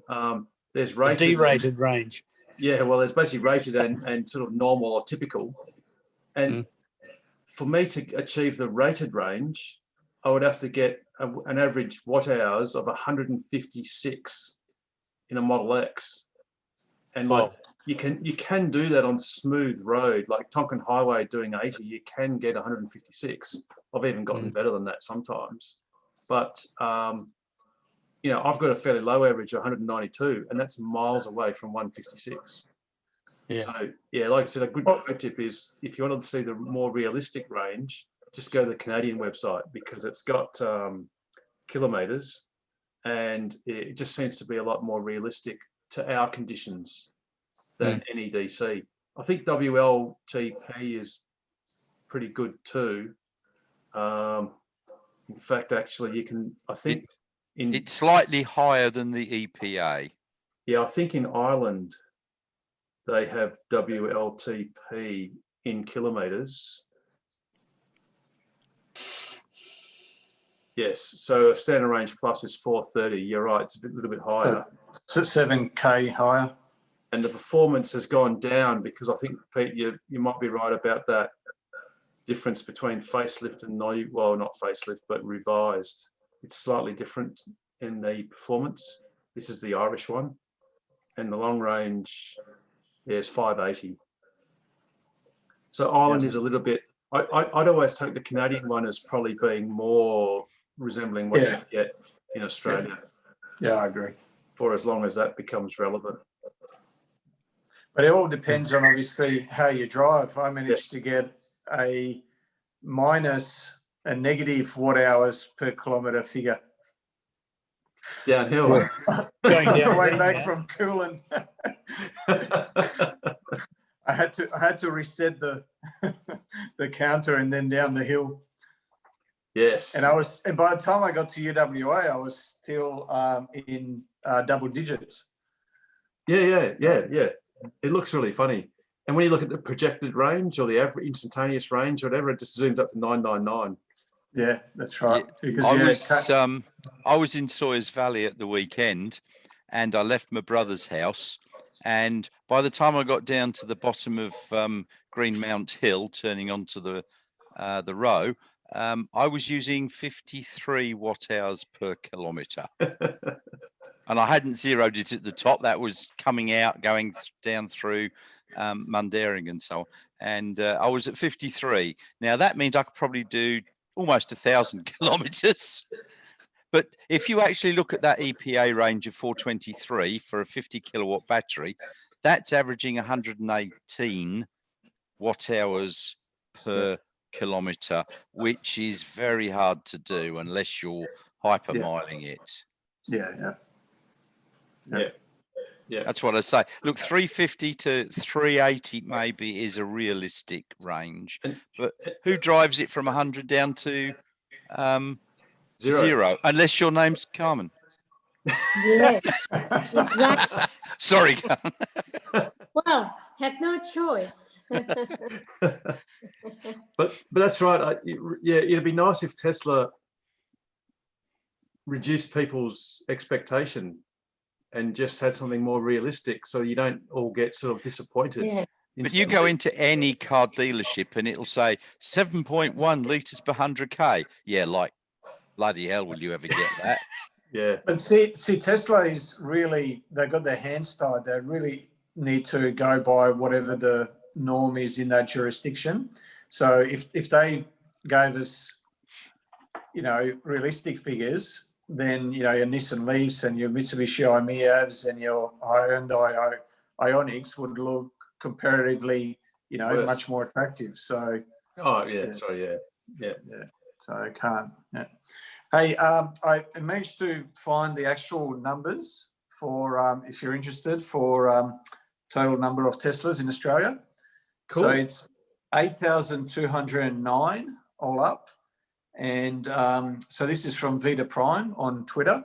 Yep.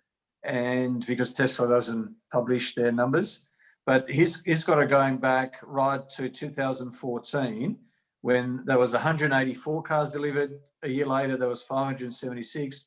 2016, 597. 2017, 1,217. So it doubled. 2018, it pulled back to 823. Then 2019, it quadrupled. So that was Model 3 to 3,705. And then just in the first quarter of this year, it was 1107, which gives you a total of 8209. Yeah, That's cool. just Teslas, is it? Just Teslas in Australia. Yeah, the jump up in 2017 was due to the Model X, because that's when I got mine in March. And then it would have dropped off because all of that pent up demand would have abated, or, you know, but and then a year later, it quadrupled when the Model 3 came in. Yep. Oh, and just imagine in 2021 when the Model Y comes. Well, I mean, so, and actually, I think I saw the numbers up until September of 2020, 2,072. 2,072 Tesla cars have been imported into Australia in the last 9 months. Yeah. Which makes it close to 3,500 for the year if it keeps going like that. We'll probably see 10,000 unit figures next year with Model Y. Oh, shit. Oh, well, depending on at what point during the year they come in, but yeah, annualized be close to 10,000. You think? Oh yeah, because it's. I mean, look at all the Model 3s coming. And the Model Y is just so much more attractive to many people. You know, it's the most popular form factor. That's the thing. Yeah, exactly. Harold, go. I have spoken to my wife about that trip, and that's okay. So she's in. Cool. I'm in. Excellent. Well, like I said before, I'll have an email out in the next couple of days with the booking thing and all that sort of stuff, so you can pick your dates or whatever. And that's not mandatory, mind you. It's only just so that we can sort of prepare. You'll plan me, don't you worry. Yeah, just for a little bit of planning and stuff. But yeah, awesome. That's fantastic. Yeah, great. All right. Cool. Catch you later. All righty. No worries, Pete. Take care. See you, Peter. See ya. Harold, do you remember that guy Aaron that you sent me off to? He finally got delivery of his M3 SR Plus on Friday. I've told him to join Tokwa and told him about these meetings. And I spent an hour and a half on Tuesday morning going over things on his car with him. And he's going, oh, I didn't know that. So that was quite helpful. And I've also suggested you get a T2 to T2 cable, because he lives up Freo way, and there's the Freo chargers that are EOS BYO cable. So Aaron's surname starts with the letter R, doesn't it? It does. Yes, he has joined us. Which is He great. did. He's a good boy. Good work, Aaron. Thank you for doing that. And thanks, Nigel, for all that help. That's something that we're doing a lot more of with the brand new owners, is to try and so introduce them into the whole world of, you know, plug share and cables and charging. Yeah, because there's another guy from Queensland who's a FIFO worker, and I think he lives down here. Yep. Because he's frequently in my spot. It's mine. I tell you, it's mine. It's Hang on a nobody sec, else's. But Nigel, I see that Joe is lurking and listening in. So They have between 4 and 5 on a Thursday afternoon. That's okay. So and he didn't know anything about, well, really didn't have plug share registered or anything. He just looked at it to find where the chargers were. Yes. So I'm just wondering, Pete, if we got some sort of, if there is a video YouTube thing to here. This is the simple thing. This is where you start off, and here's the setup and what each one does. And just so that, because it took me at least an hour to go through all the menu setup with him, and then about plug share and cables and so on and so forth. that's a very good idea. We do have some pro tip videos. Yeah, I think Ken was doing some, wasn't he? Or he had got some articles out. There's a good article on the Tokwa website about plugs. Yes. Yeah. We have got a couple. We've got a one-touch navigate charge port unlocking, which is more for cars with fobs, but then of course Model 3s can get fobs now. Mm. There was an unlock charge port opening pro tip, road tripping navigate. There's a couple software updates, and obviously all these awesome Ask Us Anything sessions, amongst other things. But yeah, it's a good idea.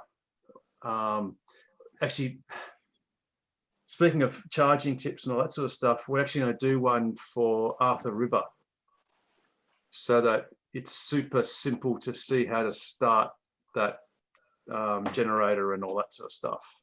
But John Edwards has asked us just to hold off until he's got the latest version of the setup, because it'll be slightly different the way the plugs are attached to the actual charger or locked onto them. I've got to admit, when I first got mine at the beginning of the year, you go to charging stations and they're all different, and you're going, how the bloody hell does this one work? What do I do here? How do I get this one started? Some of them you got to have the fob or the app, and they're all different. Unlike a petrol station, where you go in, pull it out, shove it in, and pull the trigger, and it goes. They're all so different. So I think, doing something like that would be helpful. And I mean, I can start putting something together on going through the menu, but obviously that's then going to be kept up to date, for the simple reason that it keeps updating itself every couple of weeks. Yes. And there's going to be a slightly different ratio between the right-hand screen with all your driving and the navigation map, according to the latest betas coming out. So that driving screen is going to be a little bit wider by the looks of things. Yeah, and it is difficult. Yeah, there's an update on my Tesla 3. Obviously, it's in the service center. Can't press the update. What's the update? Has anyone updated their car yet? That's the 44.10.1, which has got some Spotify changes, some media search changes, and oh gee, I've forgotten the main one. Forgotten it already. You can just be sort of like, if you've still got access to your car on your app, you can just say, do the update. What's the worst that could possibly happen? You shouldn't have access, because when they have the car in service mode, then you usually lose access through the app. So they sometimes forget. Yeah. It was in service mode, and then it was waiting for parts. So I don't know. Yeah, don't know. So I had access technically, but I don't know. Yeah, well, you can always just hit install up. If has the update been done? Is it ready to install, or does it say that it wants to install it? Oh, I'm sorry, wants to download it.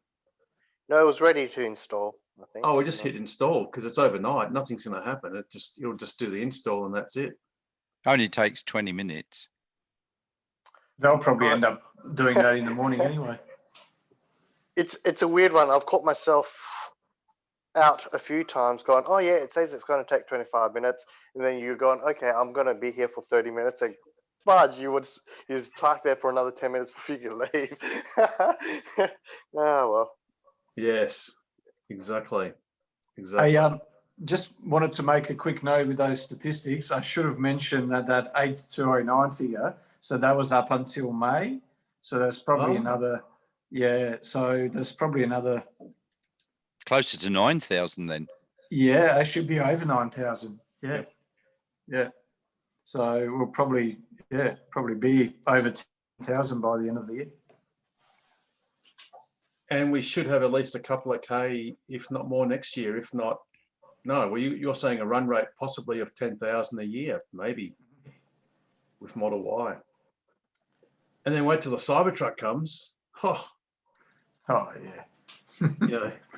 The Cybertruck is a bit of a game changer, really, I think, because just from personal experience, speaking to people that, you know, barely know the Tesla name, you know, they're saying, oh, well, I think I might order one of those, or they have ordered one, and just really caught me by surprise. You know, people that, just it's a dark horse because it is so distinctive that a lot of people just go, I don't care, I just want one, and they're not outlandishly expensive as a big boy's toy, like even a tradies thing. What did you reckon that the middle one was going to cost? About 105 to 10? I remember the dearest one was 135. So about 120. Yeah, whatever. If you draw a line, I forget the US dollar pricing now, but basically, yeah, the worst case was 135 delivered to WA with our expensive stamp duty and stuff. But we avoid luxury car tax. So the 135 excludes LCT, yeah? As in, it's not subject. It's not applicable. It's not applicable. There is no LCT on the Cybertruck, on any of the versions of the Cybertruck. Yeah, no, yeah. So what I was asking is, in your 135,000 calculation, you excluded luxury car tax. Yeah, cool. Yeah. And that's worst case. That was with the dollar at about 70 US cents. So, and that's the, you know, that's the one that was announced that is going to do 560 miles. Not so it wasn't announced. It was a rumor that they're actually going to achieve about 560 miles instead of 500. 800 tri-motor. Yes. So that's 800, and that's pushing towards 900 Ks. You know, you can just drive all day and not have to charge at all, and then you can just go to sleep and charge on three-phase. Yeah, but can you charge? That sounds good. Carmen's happy. Carmen's happy. $150, Carmen, and you can reserve one right now. That's all it costs. And imagine all the placards you could put on the side of it. Yes, yes. So what will I get for mine? 2 weeks old or 3 weeks old? There'll be people queuing up for it. Oh, I don't think so. Well, we're not going to get the Cybertruck for at least 2 years. Yeah. Oh, probably 3. Yeah, so Carmen, your car will be 3 years old by the time you get one, unfortunately. Yeah, that might be a good timing. Yes, exactly. Absolutely. You might find, Carmen, that your car in 3 years' time, you'll be able to. Did you buy FSD with yours, full self-driving? No. I was going to say, with full self-driving, there's a chance that it could be worth more than what you paid for it in 3 years' time. No, I don't think I'm ready for that. I have enough trouble as it is. Yeah. There has been some talk that the FSD is going to go back to being with the person and not with the car. There's talk about it because some people are getting a bit peed off that they're forking out $10,000 for FSD, and then when they sell the car, they've got to fork out another 10,000 on top to get it again. And it's software. The two scenarios are where you buy a new car and then you crash it and total it, and you've got to buy another car. So you've got to rebuy that software again, which doesn't make sense. And another one is all the people that bought full self-driving 3-4 years ago and have never actually had full self-driving, and they're now selling the car to upgrade to another Tesla, and they've got to buy the full self-driving again. And that's me, or that's my wife, because that's right, yes, yeah, because she got her car in April 2017, and it's plausible that we might be selling it roughly April next year ish, which is 4 years after it was delivered. And that's not an unreasonably short period of time. Like that's not short at all. That's 4 years is quite reasonable. And it doesn't even yet have the computer in it that is even capable of doing full self-driving. So it's got hardware 2, not hardware 3. And Tesla are claiming that they're going to be offering retrofits, free, mind you, of course, because we've already paid for it. in the Q1 of next year, but that could be Tesla time. So it's actually plausible that that car will be sold having paid for full self-driving and having never been capable of ever doing it, even part of it, even wheelie bins on the side of the road and all the other stuff, and traffic light and stop sign recognition, all that stuff will never have been capable of being done.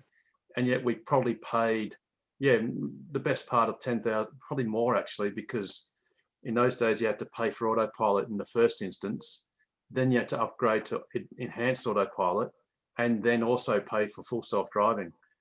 So yeah, people like, well, my missus and myself, yeah, we're sort of in that weird category of being in that Pioneer. well, yeah, we're not so much pioneers, but I mean in that zone of we've sort of bought we bought the dream and it never materialized, and we'll probably buy new versions of the car and pay for it again. But then I can also see the argument that if you sell it secondhand, a secondhand car with full self-driving prepaid for will be worth somewhat more than a one that hasn't. Mm-hmm. But it's hard to argue it's going to be worth $10,000 more, really, even though it would cost someone $10,000 to pay for it. Yeah, to buy. I would like to learn how to do the parking. Does my model have the self-parking? Ooh. No, so the self-driving is only if you had the full. We had that. Obviously, we had the car on the weekend, and I didn't think it was that. It's definitely not worth the $10,000. The extra gimmicks, the extra features of full self-driving was not worth it.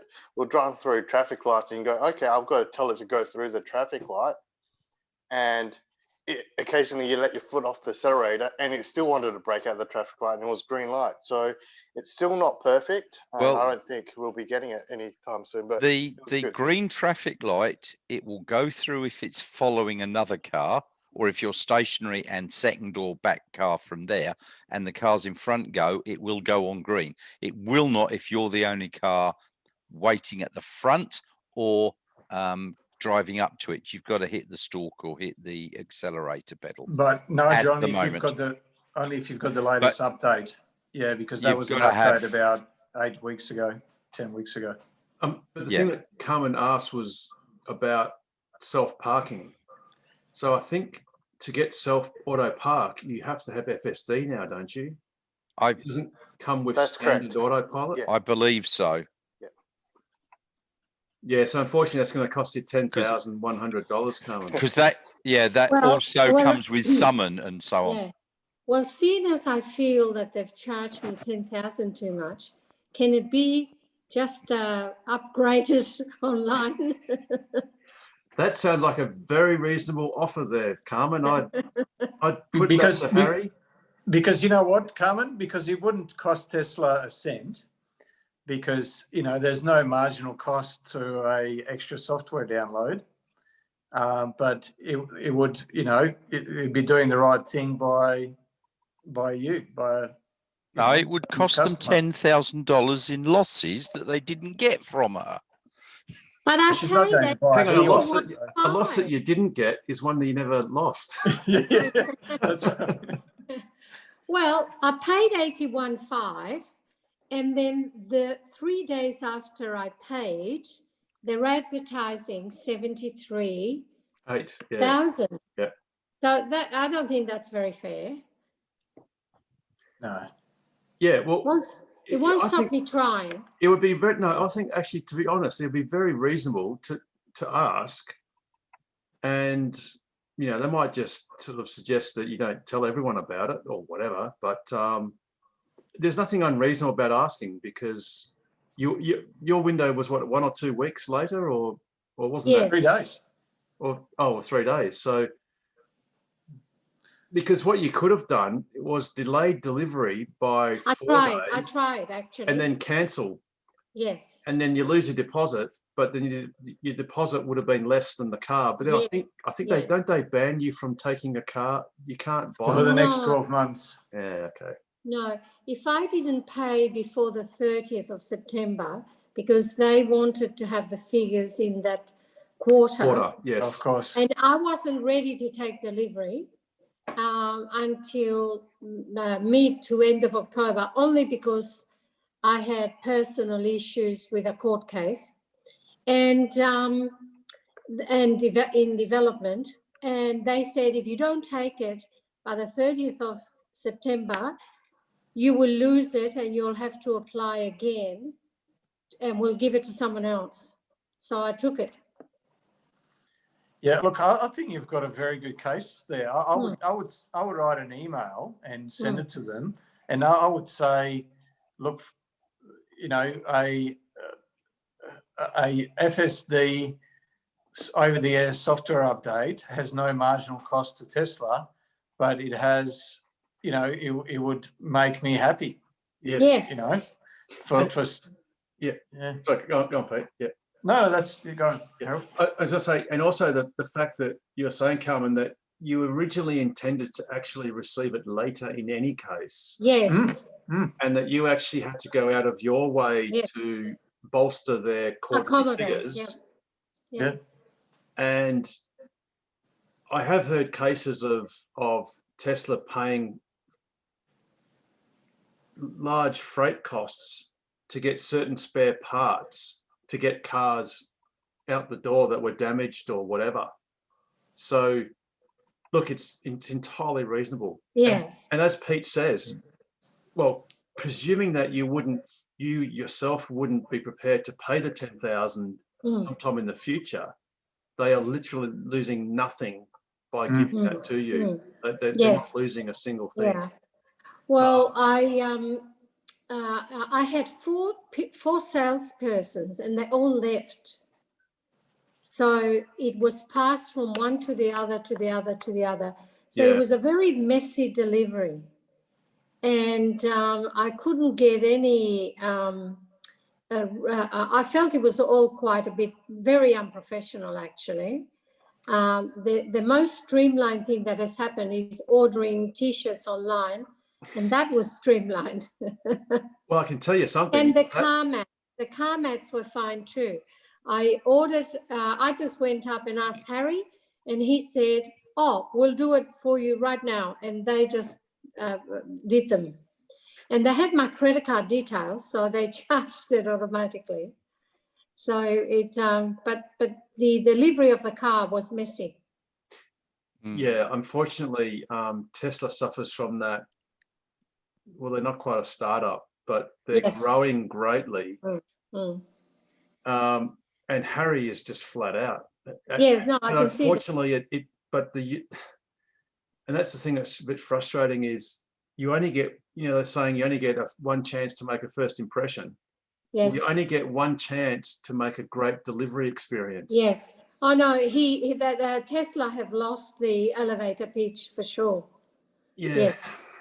Yeah, it's and I feel sorry for Harry, but not entirely, because as a professional, he should just simply give everybody the best experience they should have, and there will be one or two people that won't get any experience, and he has to say to Tesla, this is what I need to do that, and if you don't get me the what I need, then I'm not able to do it. And that's what normally happens.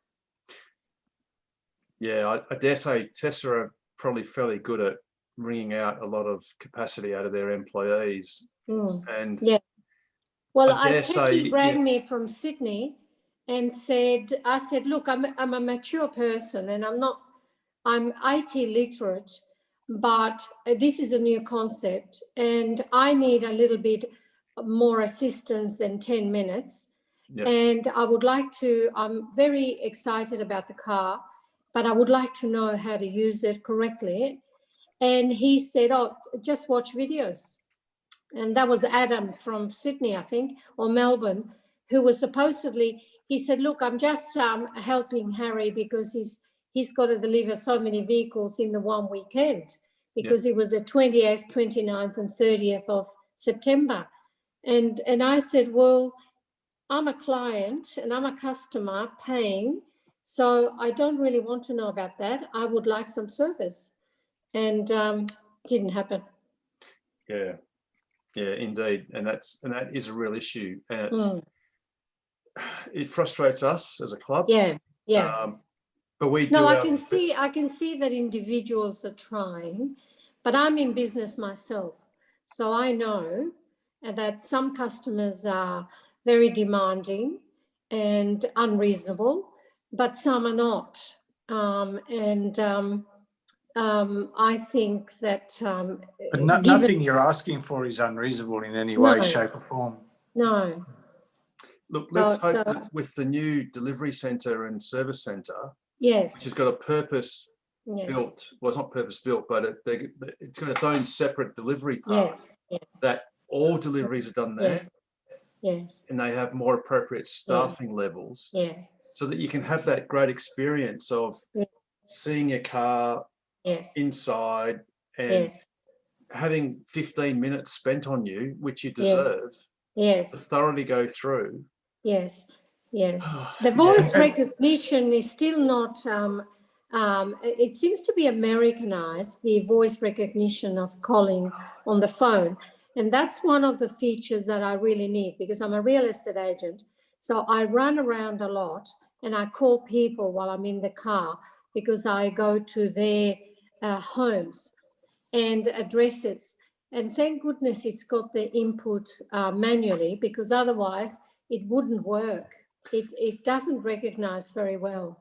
Compared to my command system at the Mercedes that I used to have, is not good. You know, what frustrates me is that from time to time, their voice recognition is freakishly good. Okay. There's a place where we go to sometimes called the Carolee Tavern, or the Carolee on Preston. And it's, you know, you can imagine Carolee could be spelt lots of different ways, but you just go navigate to Carolee and it would just pop up and it would be the correct spelling and it would just work instantly. And it was like magic. Yeah. But probably about the start of this year, it just went completely backwards to the point where you'd say the words navigate and it would go all sorts of weird names instead of navigate. It wouldn't even get the navigate part right. Yes. So you're right. It's basically dysfunctional. And there's no reason why the car shouldn't have an algorithm written to see which state you're in and not come up with Melbourne or Sydney. Well, it comes up with the US. Yes. It comes up with US addresses. So you're right, absolutely. Yeah. And that's not hard to do. No. I dare say I'm wondering whether Tesla has changed voice recognition provider, or whether they're doing it in-house. They might have subbed it out to, who knows, Google or someone, some service, and maybe they've taken it in-house. You know what I'm thinking, Harold? I'm wondering whether they've gone to a self-learning algorithm rather than whatever they had before. And, you know, it's a case of one step back to gain two steps forward. You know, a bit like the windscreen wipers. Remember windscreen wipers doing whatever they were doing, and then they went to AI. I think most of that voice stuff, it's actually captured and then chuffed off to the internet to some server farm somewhere, and they process it and then send back the results. But then maybe they're trying to process it on board the car and doing a terrible job. I don't know that it's going off, because only 2 days ago I was in the car, got a text message, and so I hit reply and I said, "Thanks, Bev. Thanks, babe." No, that's not what I said. Cancel that. Try again. "Thanks, Bev, for letting me know." "Thanks, babe." No, and it would not come up, but it wasn't coming up. You know, you say, "Thanks, Bev." Wait, and it comes up. It was, you know, "Thanks, Bev, thanks," and it was appearing almost instantly. So it's got to be within the car.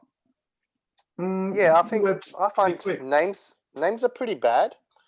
The best, the recognition of music is the best. You tell it to play any song, it will just pick it up. But yeah, names are the worst. It just, even saying John or something, it just can't pick it up. So wouldn't it be interesting if they actually sent that speech file to Spotify, perhaps? Possibly. But it's pretty quick as well. We're talking about like a second or two. So If that. how fast that's, yeah. Yeah. Yeah. Well, doesn't Siri, is that now on phone? Is that processed on the phone now? Because I know it used to go to Apple as an example, so, and that was always very quick. So I don't know. It could, like I said, unfortunately, like you say, Carmen, it's actually at the moment, in my experience, it's functionally useless. Yes. Sadly. Yeah, no, so I found that the best way to do it, especially going to new addresses that sometimes are not in my address book, is just to enter it manually before I start driving, and that works. So, something else, a pro tip, Carmen, is if you actually put those appointments in your phone, whether it's an iPhone or an Android, including the address, and you have to on your Tesla app, say synchronize contacts and something else. No, you do it on the screen. Also, when you connect to Bluetooth, when you say synchronize, calendars, yeah, you can synchronize. When you hop in the car and it sees that in half an hour time you've got an appointment, it'll automatically navigate to it. It'll pick it out of the appointment from the phone using the Tesla app, and it'll direct you to that appointment.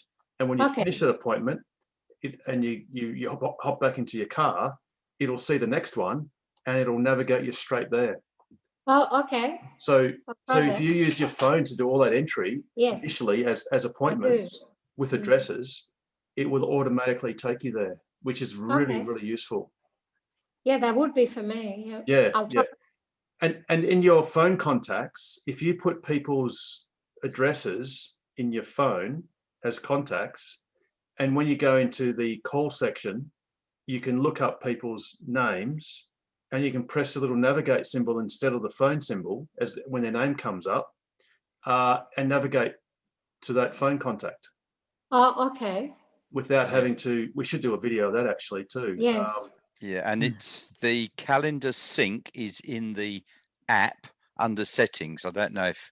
Yeah. No, it won't. Yeah, no, you're right, Nigel. Yes, it is too. Yes. Yeah. But I think it also on Bluetooth, I think when you actually connect to it, it also has it there as well. So yeah, you've got to do it twice. On the screen as well, yeah, in the car as well. Yeah, it's under settings, which is a little yes, cogwheel in the top left. Yep. I think. Yeah, it works brilliantly for me. I use that I think all there's the a time. calendar sync there, just that one there. There's a little. Okay, calendar sync. Yeah, I use that all the time. It's brilliant. Excellent. Well, that's good. I'll do that. You know, one thing that's never worked for me is above that calendar sync on the app is Face ID. So on Apple, and it says allow face recognition authentication. Yes. Yeah, mine does. Mine does. Mine does. Oh, really? So when you turn it on, it'll ask you for your Tesla log-on password. Just doesn't like your face, Pete. Oh, no, I mean it works on my iPhone. I haven't used it in the car. No, so what I thought, the way I thought it would happen, it would work. What it does is it asks you, come on. Yeah, I know what you mean. Yeah, I can bring it up. So it asks you for your app. But it asks you for, please enter your Tesla account password. Yeah, so you put that in. Yes. And I think the idea is that next time you go into the app, you have to give it Face ID before it lets you in the app. Yeah. No. It's when you want to enable the car to be driven remotely or via the internet, that it'll then look at your face and trigger that. Otherwise, to enable someone else to drive the car if you're not there, or if you haven't got your key, you have to put in your password when you enable driving. So if you go into, the driving thing, it looks for the Face ID on that. Oh, okay. But you can unlock your car without needing your Face ID, Pete. So that's the only Yes. the Face ID is to enable your car to be driven without a key fob or a key card. That's the only Right. application. Right. Oh, really? But can you not do that already? Can you not do that just because it recognises that your phone is nearby, Bluetooth? Yeah. No. So when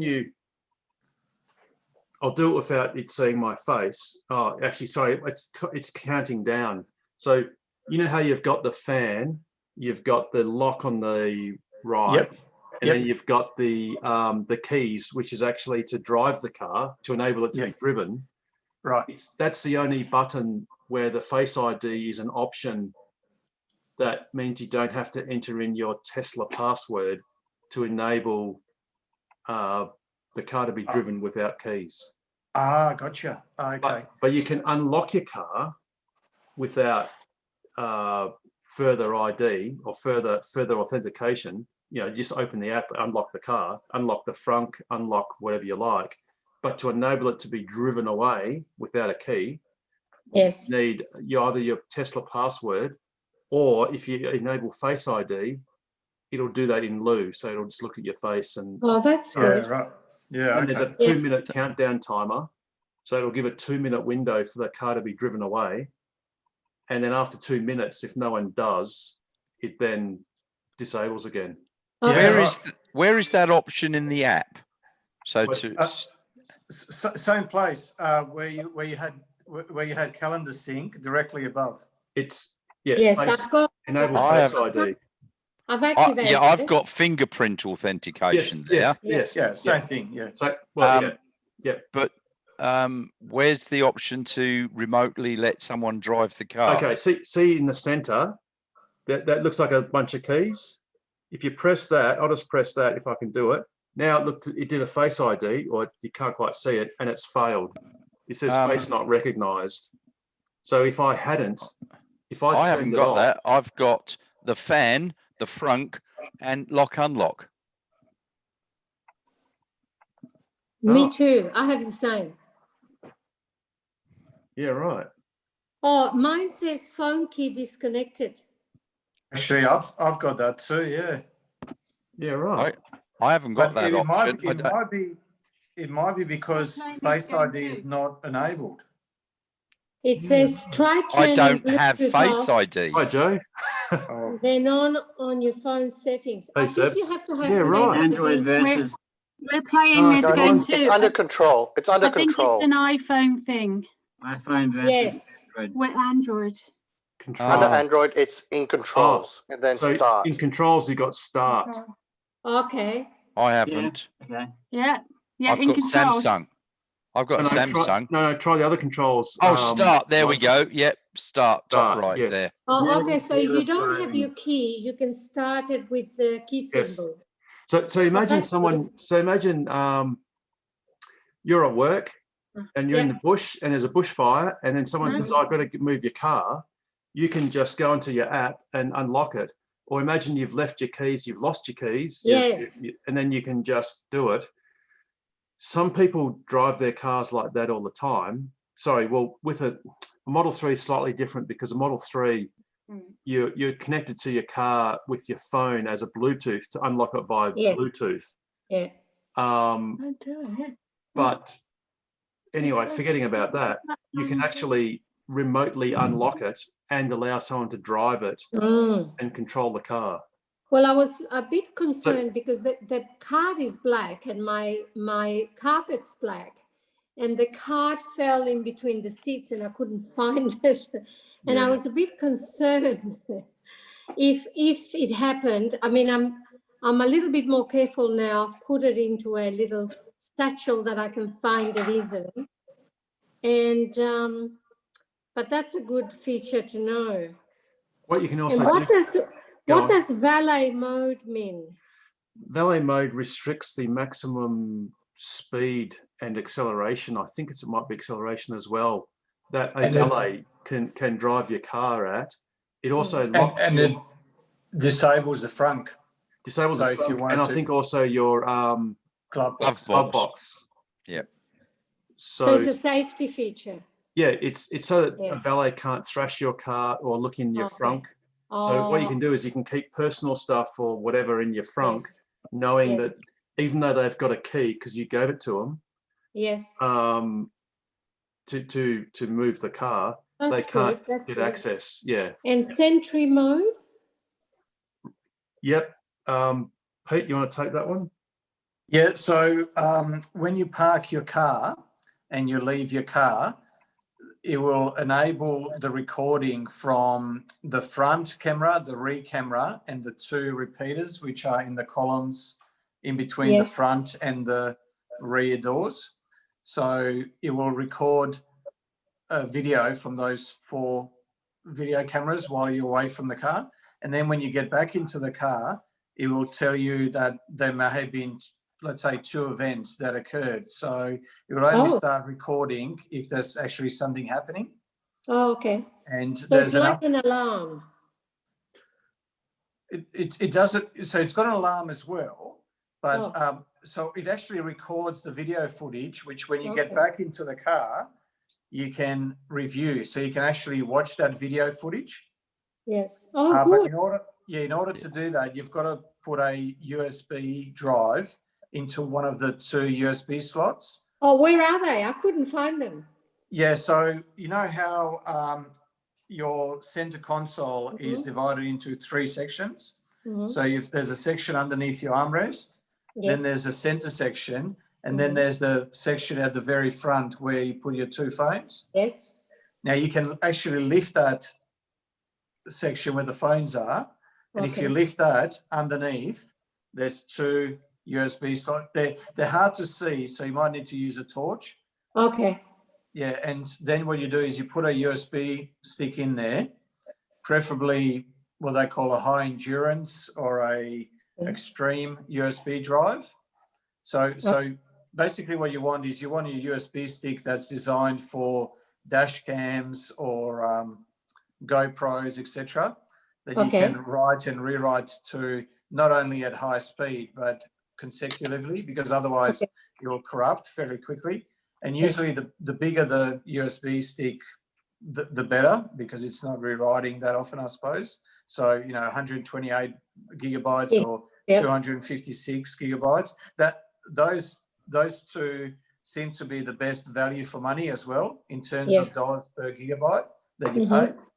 So, you put that in there, and then you go under safety and security in your menu, and then press format. So you'll need to format the new USB stick and give it a little bit of time. So the format might take, a couple of seconds. Shouldn't take more. If it's a new stick, shouldn't take more than 2 or 3 seconds. But if you've got other data on there, it might take 10 seconds, 20 seconds or whatever. And then and then you should, on your display, there should be 2 icons. So one looks like a camera, like a photographic camera. That's your dash cam. And if that's got a red dot on it, that means your dash cam is activated. So that records footage while you're driving. And one of the menus that you can select, one of the switches you can toggle, is to automatically record any footage when you honk the horn on your car. Okay. So it will keep that footage rather than re-recording over it. Okay. So that's dash cam. But Sentry mode is a different part of your USB drive, which is the Sentry footage.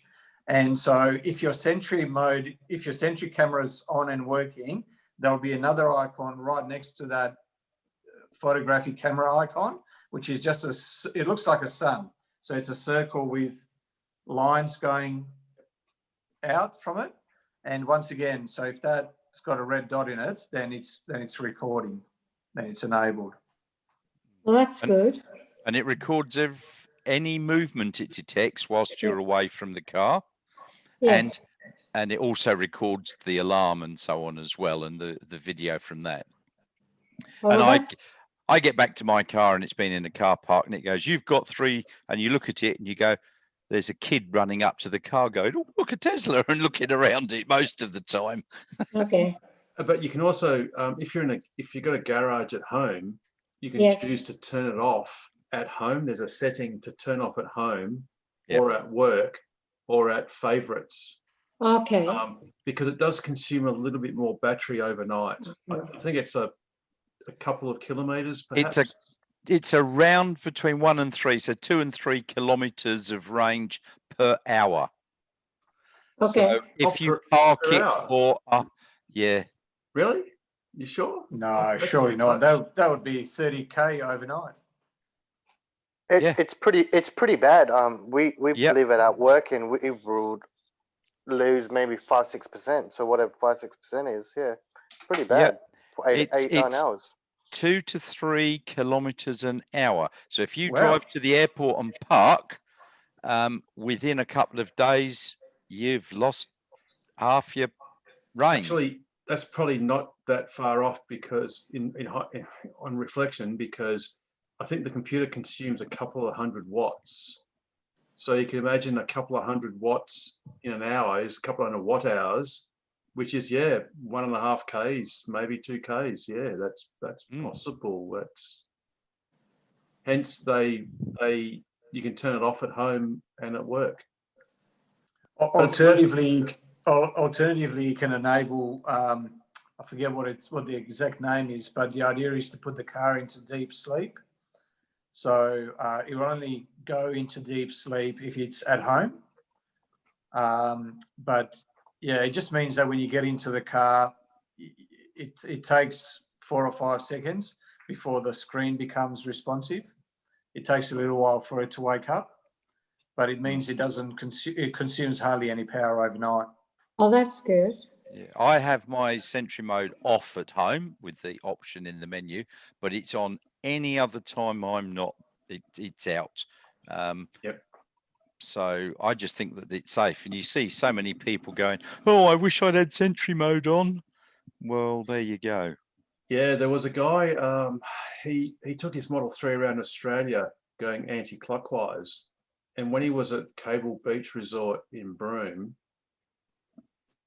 he was concerned that there were little wallabies or whatever hopping around, and he was concerned that they might set off the Sentry mode, which sets off your headlights and whatever, and he was concerned they might disturb people, so he deliberately turned Sentry mode off, and unfortunately someone broke into his car, smashed a window in Broome, and then had a slow speed getaway in a Gopher, a golf buggy. And yeah, he'd unfortunately turned Sentry mode off, and that was when he got his window broken. So he had to go That on was in hardware. JP, was it? Yes. Oh. Yeah. Oh no, it wasn't JP. It was T3. It was a gentleman that he did a solo round Australia trip. I think it was in that wrapped silver Model 3. And he did a sterling job. He got some perspex, and it looked almost better than stock. And he got gaffer tape, and it was a really good job. This window was just like a proper, this pane of perspex was like a real window. It was a really good job. Wow. I would have just got a bit of glad wrap or something, but yes. And of course it was towards summer or after, it was pretty hot, so it would have been, pretty ordinary. Imagine driving 110 with no side window. Mm. It would have been terrible. Mm. But yes, would have lost a bit of range too. Oh yes, exactly. But ironically, he unfortunately had his Sentry mode turned off. Okay, so it wouldn't. Otherwise, it would have recorded who broke. Would have recorded it, and would have gotten excellent video because it actually records all the time, but it ditches most of the stuff. Mm. But when there's an event, many of these recorders do that. They then sort of like retrospectively keep the last 30 seconds leading up to the event. Or I don't know if it's 30 seconds, but it's some period. It's 1 minute, I think. So when you honk your horn, I think it's 1 minute. So yeah, no, you're right. It might be 30 seconds before and 30 seconds after, perhaps.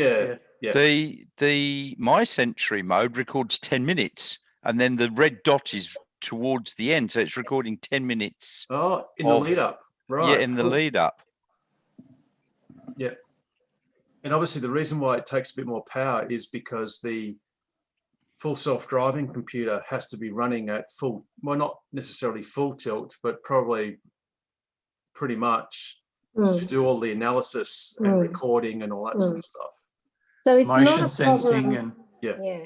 Not a problem unless you're having a long drive where you're worried. Yeah, but yes, but let's say if you're on a road trip and you say overnight at a caravan park, as long as you're Yes, that you should do it. doesn't make any difference. Then it's irrelevant. It really doesn't matter. It's Mm. only if, say, you are going on holidays or not using your car for days and days and days, you'd want to turn it off. Although Yes. having said that, it will turn off by itself once your battery gets down to below 20. 20%. 20. And it automatically disables, and it does Okay. things like disable the Yes. Temperature overheat. cabin overheat protection. Yeah. Yes. Yeah. Does the car lock itself? Yes. There's a Oh, setting for that so- in the yeah. menu. So that's Because called walk away. I left the phone with my driving card in the car while I went to get the mail in a box. Don't do that. Don't no. do Wasn't that. locked. It won't lock then. Yeah, but anyone can jump in your car and take it for a drive. So That's like leaving your keys in the ignition and going. Yes. Yeah. Well, I think I thought it locked itself. Luckily, I was around the corner from home where the spare key was. Oh, so you mean your car? It did lock. The key card. It might not always sense the key card, but it should have sensed your phone. Have you set your phone up as a key card, as a phone card? It It's a says phone key. phone key Phone key, sorry. disconnected. It says phone key disconnected on the phone. yeah, so you don't have your phone connected as so your phone is not functioning as a key at the moment. It's No. disconnected if the car's gone to sleep. It's in the garage. Yes, it is. It's in the garage now. Yeah. You've I got mean, to I've check- just woken mine up, But- so mine so- says connected. So Carmen, try this, because Harry might have spent a minute or two setting that up Yeah. fairly, tongue in cheek, that is. Yes. Just go to your, well, not right now, but tomorrow. Go Yes. to your car deliberately without your key, your Yes. credit card, Yes. and see if the phone will unlock the car. Okay. If it does, then it's okay.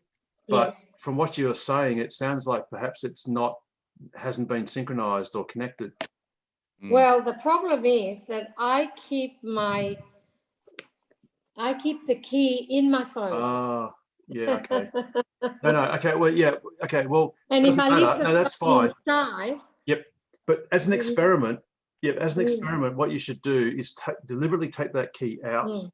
and see if your phone all by itself will unlock the car, because one issue with the key or the card is that, yes, it'll detect it sort of as you're walking up to it. Well, actually, does it? No, Does it? no, You gotta put it's it, an RFID, so it has to go right up against the central column, just underneath the camera, yes. for it to be detected. You can't walk up with the key Mm. card Oh. in your hand and try and unlock. You've actually got to touch the car with it, and then it has Yes. to be on that piece in the middle of the car Yeah.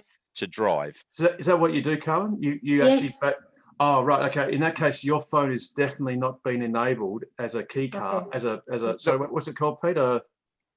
Phone key. Phone key. Phone Sorry, key. phone key. Alternatively, your Bluetooth is not turned on. I don't drive with a card. I Oh don't even no, have a card Bluetooth in my is wallet. on. Okay, yeah. So I just Bluetooth drive is on. around. Yep. I think what Carmen needs is like what I did with Aaron yesterday, is someone to sit down for an hour and go through all the settings and how to do this and how to do that, set up the car, the phone, etc. Set away, you want to be able to walk away from the car with your phone. I do this all the time, walk away, and I'm walking away and I will wait to hear for that beep behind me, and I go, good, it's locked. So I think, someone needs to go and sit with Carmen. What's another good pro tip is, forget what the setting is, but you can have the car automatically fold the mirrors inwards when you lock the car. And that's Yeah, quite handy. mine does. Yeah. Oh, good, because that's quite handy, because if you're ever wondering Yes. whether you locked your car or not, Yeah, I can rather than tell. having to look at your app and get your Yeah. app out, we can just look Yes. at the car. And You can also get the wing mirrors to fold in at certain spots. It says, remember where you are. So I know somebody drives up to McDonald's and needs to fold the wing mirrors in to get close enough, or something like that, or he's got a narrow garage, so he's always folds it in and it remembers where he is. So you can do that as well. But where are you, Carmen? Where are you based? Dalkeith, Right, yeah, because I'm down Baldivis, Rockingham way. you're a long way. I'm at the other end. I'm just north of Joondalup. And I'm sort We're of in in the middle. South Geraldton. I'm 5 Yeah. acres there. Harold's closest. Yeah, I'm in the middle, so I can do that for you, Carmen. Tomorrow I'm busy because I'm Yes. taking John Edwards's Yes. fast charger up to Jurien Bay on the back of my car. All right. And then Friday I'm doing we're working on those RAC electric highway things. Yes. Trying to get them sorted. But yeah, next week, sometime next week, I'll be Yes. Yeah. free. Sure. And it doesn't take long. And it's funny, before you guys are talking about menu items and stuff, when I was talking to Carmen on the phone, I was struggling to think, oh, Model 3, how the hell do I tell Carmen to change it from percentage to kilometers, to change, to find out what the state of charge was and all that sort of stuff. So it is hard to do. Yes. Remotely. It's much easier when you're sort of. No, but you were brilliant, actually. It was brilliant. I got it. And it's under display, isn't it? Yeah. Yes. It's under the display menu, I think. Yeah, but I've never seen, the last time I saw a Model 3 was when I rented one last year in America in LA. At the Cyber, I wasn't even the Cybertruck unveil. It was a month earlier than that. It was October last year. Yeah. And it's hard to remember. Of It's course. slightly different.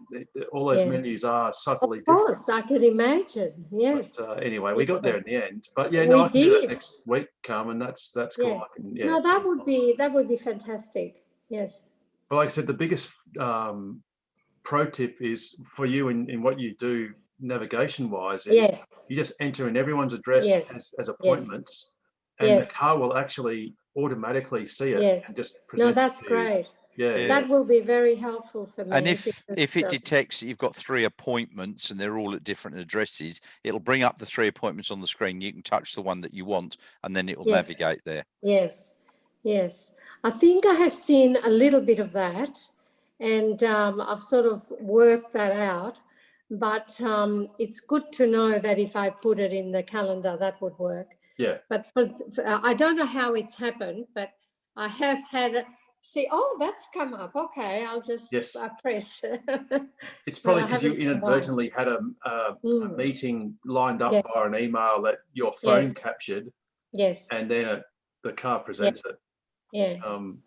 But yeah, that's one of the better pro tips. It's no, it's obviously got a lot of features that are very helpful, and it's like anything else. It's learning to use them correctly.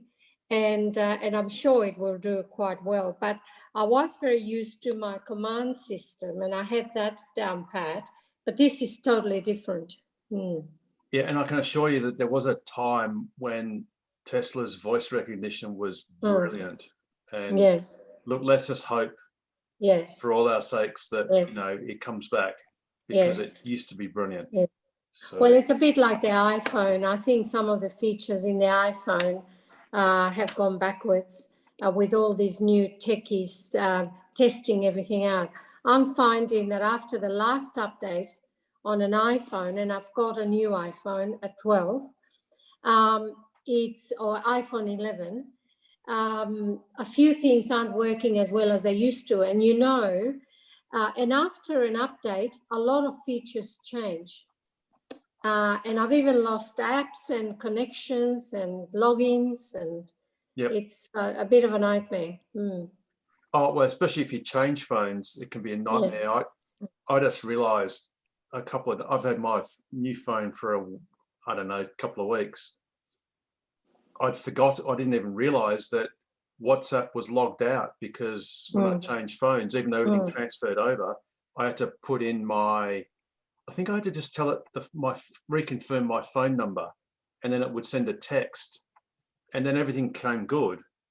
But I was getting no notifications or no new messages because it wasn't properly connected. Yes. So yeah, it can be a real pain when you do that. And Yeah. you're right, sometimes when they change software versions, Yes. it gets a bit flaky for a little while because they're testing, Yes. well, not testing things out. It's Yeah. just a bit buggy. And sometimes things turn on and off that you don't know about.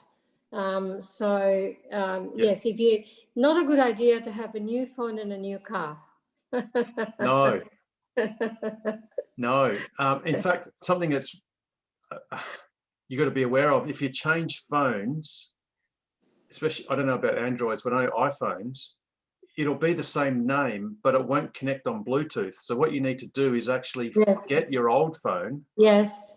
And mind you, there was a software version, one version ago, at least in my car and several other S's and X's, where it wouldn't forget. So you hit forget and it goes forgetting, and it goes and it's still there. So the only way to connect it is to forget the other phone, and then you can connect your new phone. Yes. Because they got the same name. Yeah. So that's another little pro tip if you're changing phones. And I actually have had that experience, and I haven't sold my car yet. It's on consignment at a car yard. Yep. So yes, I've had to take it off the phone because he was interfering. That's another pro tip. If Tesla offers a loan car, is obviously just learn your phone into it, and then before you hand it back, just delete it. You take it off. Your phone. It's better. They do give you you don't connect your phone, they just give you the key card.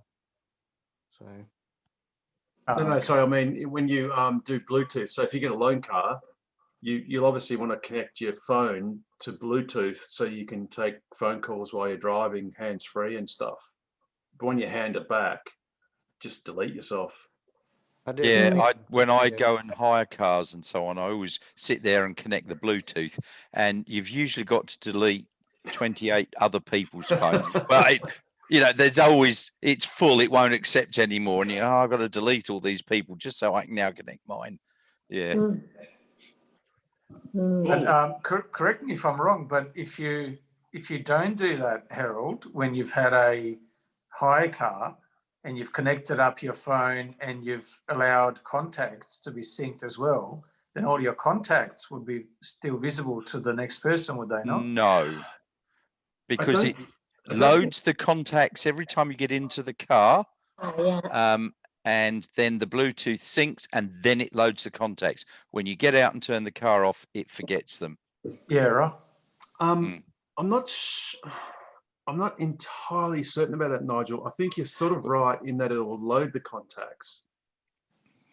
But I thought there was an issue with my last car. It would come up loading contacts, and it would sit there. While I turned the car on, got it going, it would come up Bluetooth connected, loading contacts. Yes, but I think the Tesla's slightly different. The Tesla may be different. I'm talking about other high cars. I think it's being helpful and buffering some of that stuff. And it might not be everything, but it might be like your recents or something like that. Yes, actually, no, because I remember when I had my Model 3 in last year, and I had a Model S loan car and I went through the screen, and it had the last locations in the nav. And it had a home address saved in there as well. So yeah.